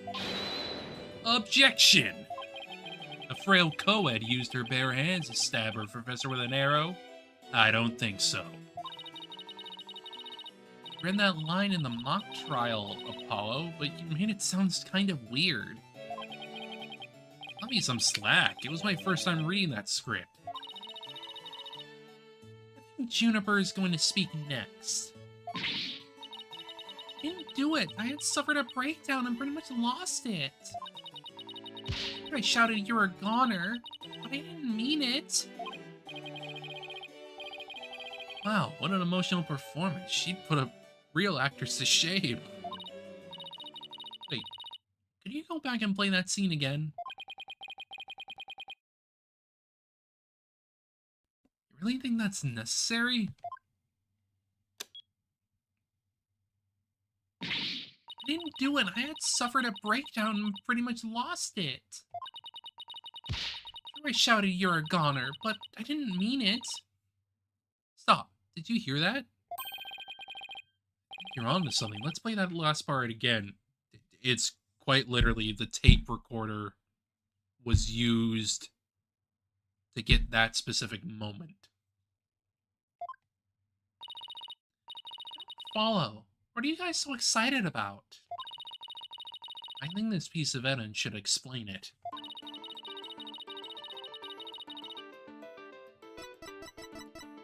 Take that! I'm sure you remember this. It contains a female voice shouting a violent threat. I'll play it for you. You're a goner. Voice and performance do sound similar, but I don't believe this is happening. It's just a possibility, but if the voice on this tape is really a recording, one made from the mock trial video, then that means this evidence was fabricated. Yeah.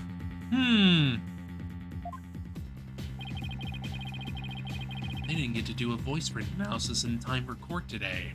That's why the gender of the voice became so important. The real killer had foreseen that gender would become key in today's trial. He would have tried to deflect attention away from himself by making the suspect female.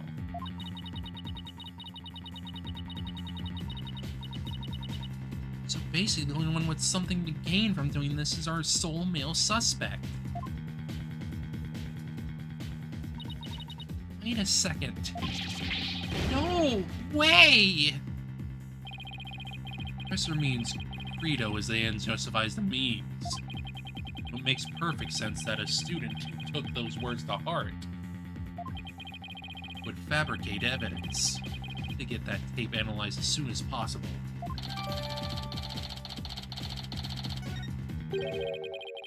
Allow me to assist you with that. Sir Gavin, at least make some kind of noise so we know you're here. It's so big I go home with Rockstar entrances, Fraulein. Timing is everything. Let me make a copy of that tape right now, and I'll get you the results as soon as I can. I trust that would be alright? Very much so. Thanks.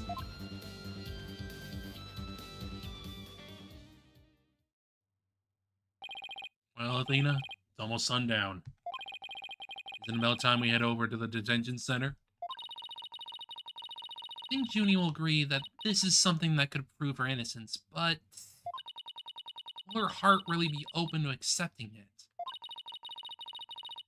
She had to have known this was what I'd find.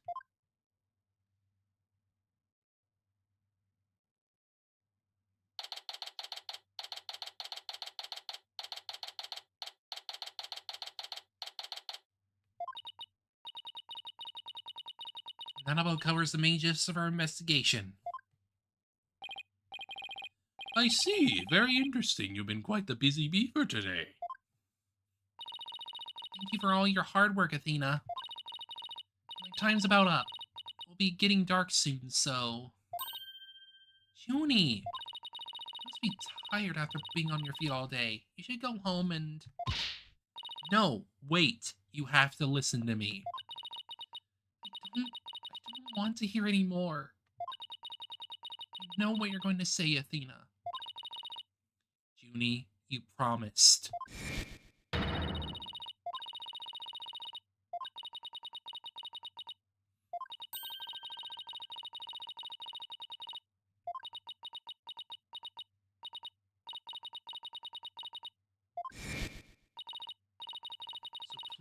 Please just listen to what I have to say. Once you've heard me out, I'll let you decide what to do.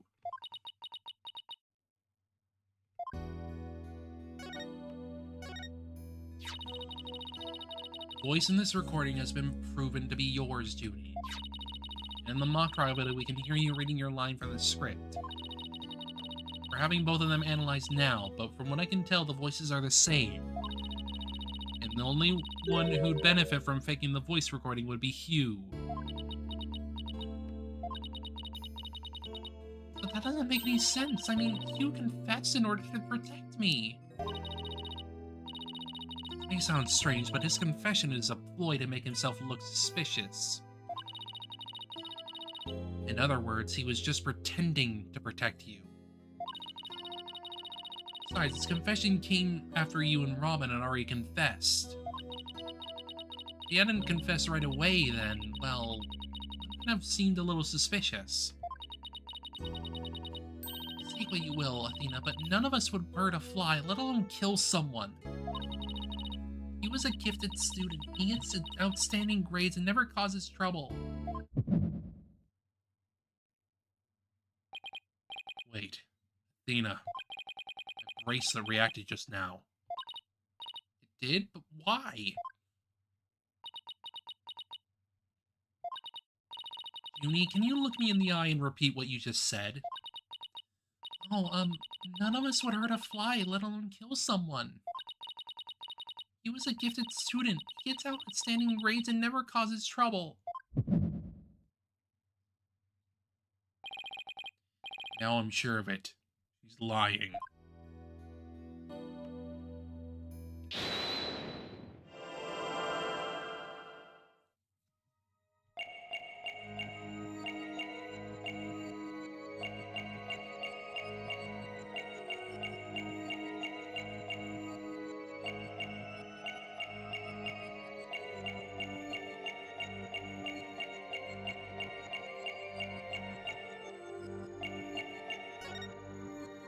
Gotcha!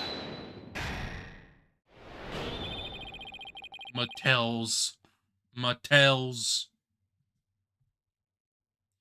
Juniper, you start coughing when you're under stress. You can't hide it from me no matter how hard you try. When you said it never caused trouble, a cough escaped and made your scarf flutter. As for why you were stressed, it's because you were lying.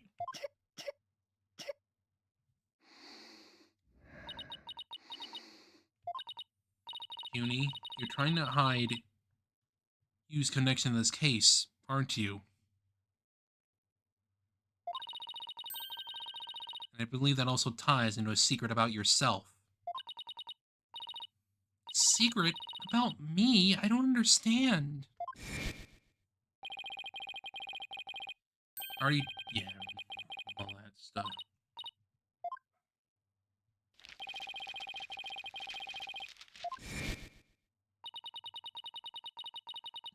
He ended their friendship after he found out about Junie's secret, which means he must have felt betrayed by Junie, making her the snitch. You were Professor Court's snitch, weren't you?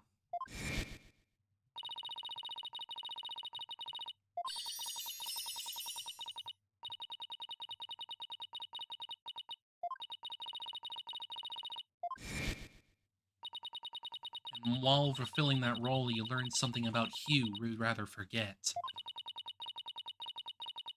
I don't know what you're talking about.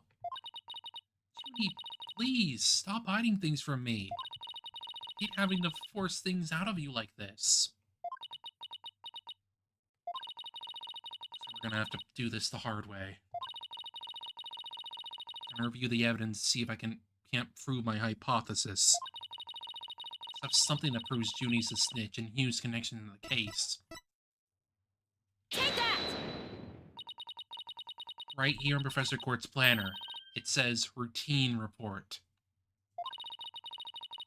I believe this is meant to mean what then the snitch would report in to Professor Court. I also believe Professor Court planned to meet Hugh in private based on the snitch's info.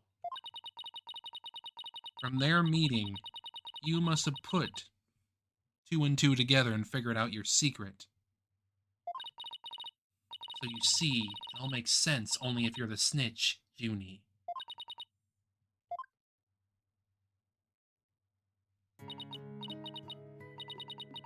Forgive me. Forgive me, Athena. I'm lying to you this whole time.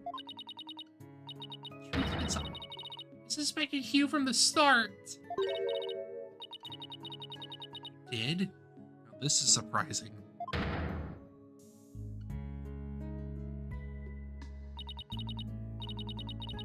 So sorry. I've talked about friendship so much, but I've been a terrible friend. I don't have that special kind of hearing that Athena does. I don't need to sense the pain you're feeling inside.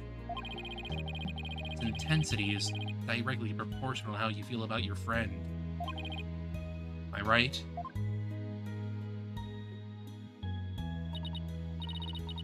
Hello? Please, Junie, tell me why you suspected Hugh. Feeling that will be the key to getting to the bottom of this whole case. What exactly was your role as a class snitch? Mr. Court had told me how Academy alumni had strayed from the path of justice. Dark age of the law, huh? I didn't want any more of our students going astray like that. Few others at the Academy shared her view. I thought her ideas were beautiful, though sad and unrealistic. Oh my god.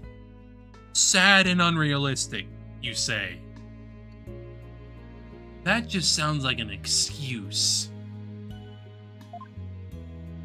Acting like you can't use the truth to frickin', you know, get people acquitted. She asked you to be her eyes and ears, didn't she? I used to report to her once a month about any wrongdoings I'd seen or heard about. That report session in her planner, the one from October 22nd, was a part of that? Yes. Reported Hugh to Professor Court. Snitch on her own friend? I had accidentally overheard Hugh talking. What did you hear? He was talking to someone on the phone. It was one of his parents. What are they talking about? Having paid money for good test scores. I would have heard him talking, so I never did find out who the money was going to. It's bribery. He was buying his way through school, and if that's the case, that evidence that always seemed out of place might actually be about his secret.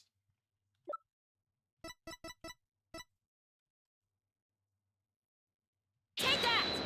We found this while we were investigating the stage. It's got Hugh's name on it. Didn't know what the number meant at the time, but now that I'm hearing about bribes, must mean that the bribe of 20 grand was to be paid in October.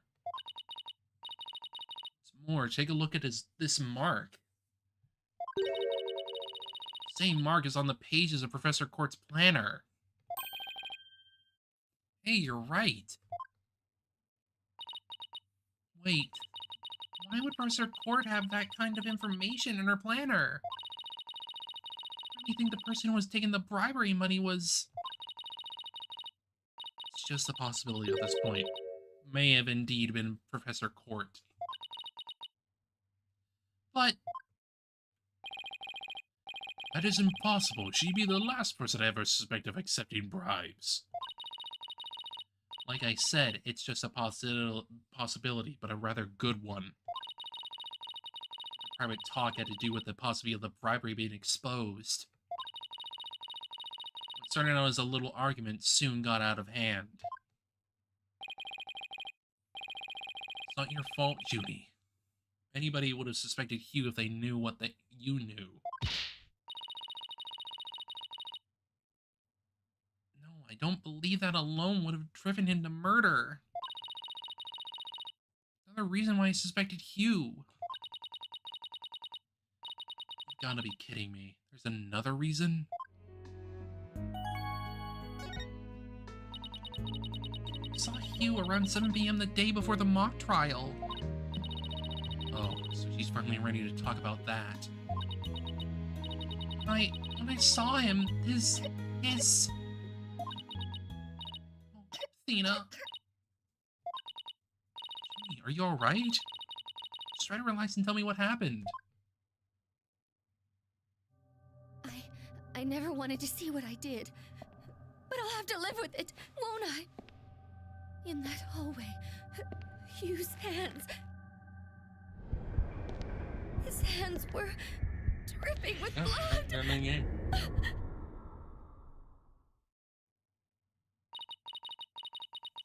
His hands were dripping with blood.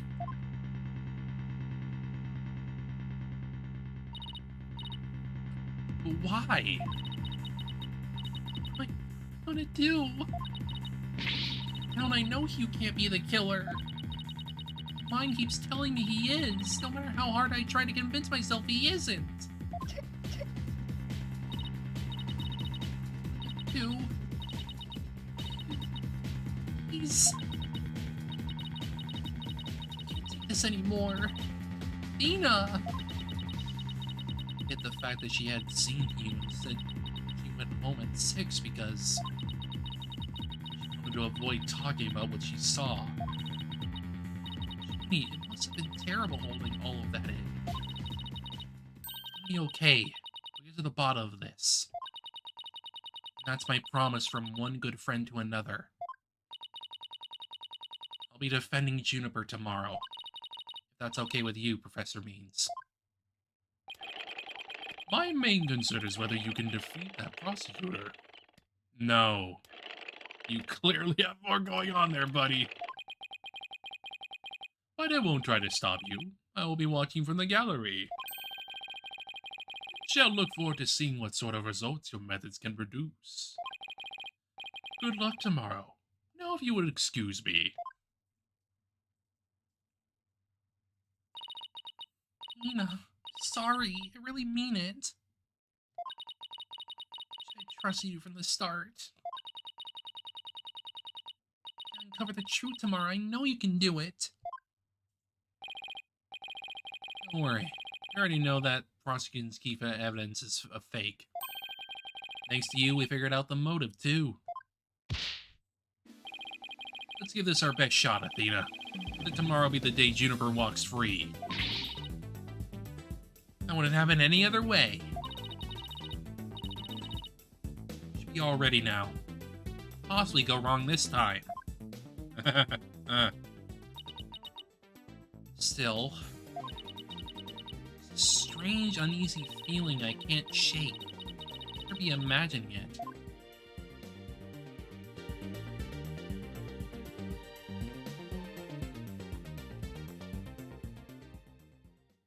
Okay.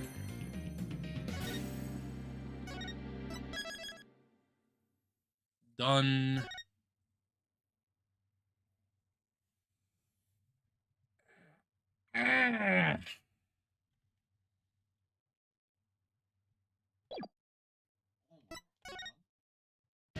gonna be done for now. Yeah, because, like, when I get back to this, I can just finish up the freaking trial and be done with episode 3.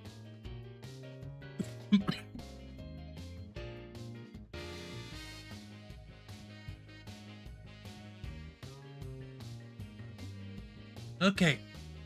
Yeah, we're gonna stop here since good stopping point, so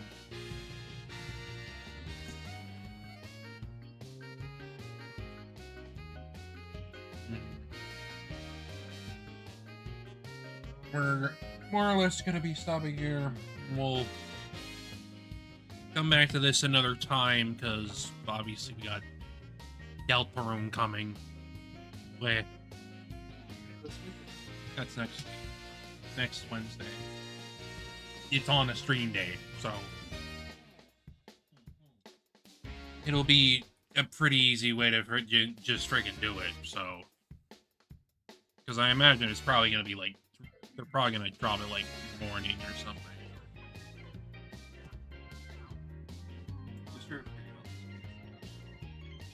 I mean, like, I think the case itself is like very thematically appropriate, but like it's one of those cases that really meanders. Fucking really drills in it instead of talking. A little too. I get what it's trying to do, but like it's just a bit heavy-handed. I don't even think any of like even up to Apollo Justice beyond like making sure you knew what the case theme was. That's just because like it was freaking written by Shu Takumi. This is I know for a fact that these were like made by the freaking investigations team, but even then, like they clearly had like good cases going in the freaking second investigations game. So it's like I don't know what happened. I have to imagine it's mostly just like part of it is definitely they had to bring Phoenix back. Like there is just no way that this didn't happen because they were told to bring Phoenix back. So they had to obviously bring him back. They had to do everything to make sure he was playable, and it's just, okay, great, okay. Like, I think so much of this game's issues could have been avoided if he was just staying in the mentor role. As long as he stayed in the mentor role, it would have been fine. Can't take up the fuck ass beat. Which is stupid, because, like, I think he just looks better in his freaking hobo fit. Not even hobo. I know, but he looks like a hobo. That's the thing. Regardless, we're ending it here for now. We'll come back to finish up the case another day, because after that, 4 and 5 as cases are, like, intertwined so neatly that, like, I wouldn't really consider them separate cases. Not really. It's in that same area where, like, DL6 is intertwined with the current case at hand during Game 1. Well, DL6 is more the shadow movie. Yes, I know, but like, obviously, when we look at, like, these cases specifically, like, this is obviously the modern case. This is the one from the past. And how it connects to the one to the future. But regardless, I do not really consider these different cases, because, like, they're part of the same thing. It feels like a pre. Yes. It's a prelude to what's gonna be finishing off in 5. It's why I just do not really consider them to be separate, because they just are too connected. I think they probably should have been one case because these are gonna be long. That's what I remember. They're long.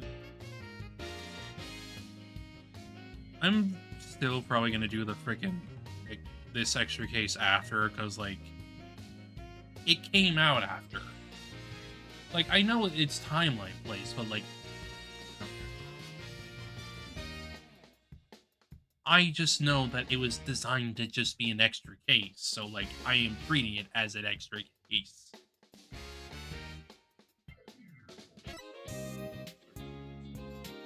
And like it's the same thing over here, where like this is gonna be a freaking extra case. To be fair, I think that one's genuinely just not connected to the other one. It's just a case. It's just an extra case.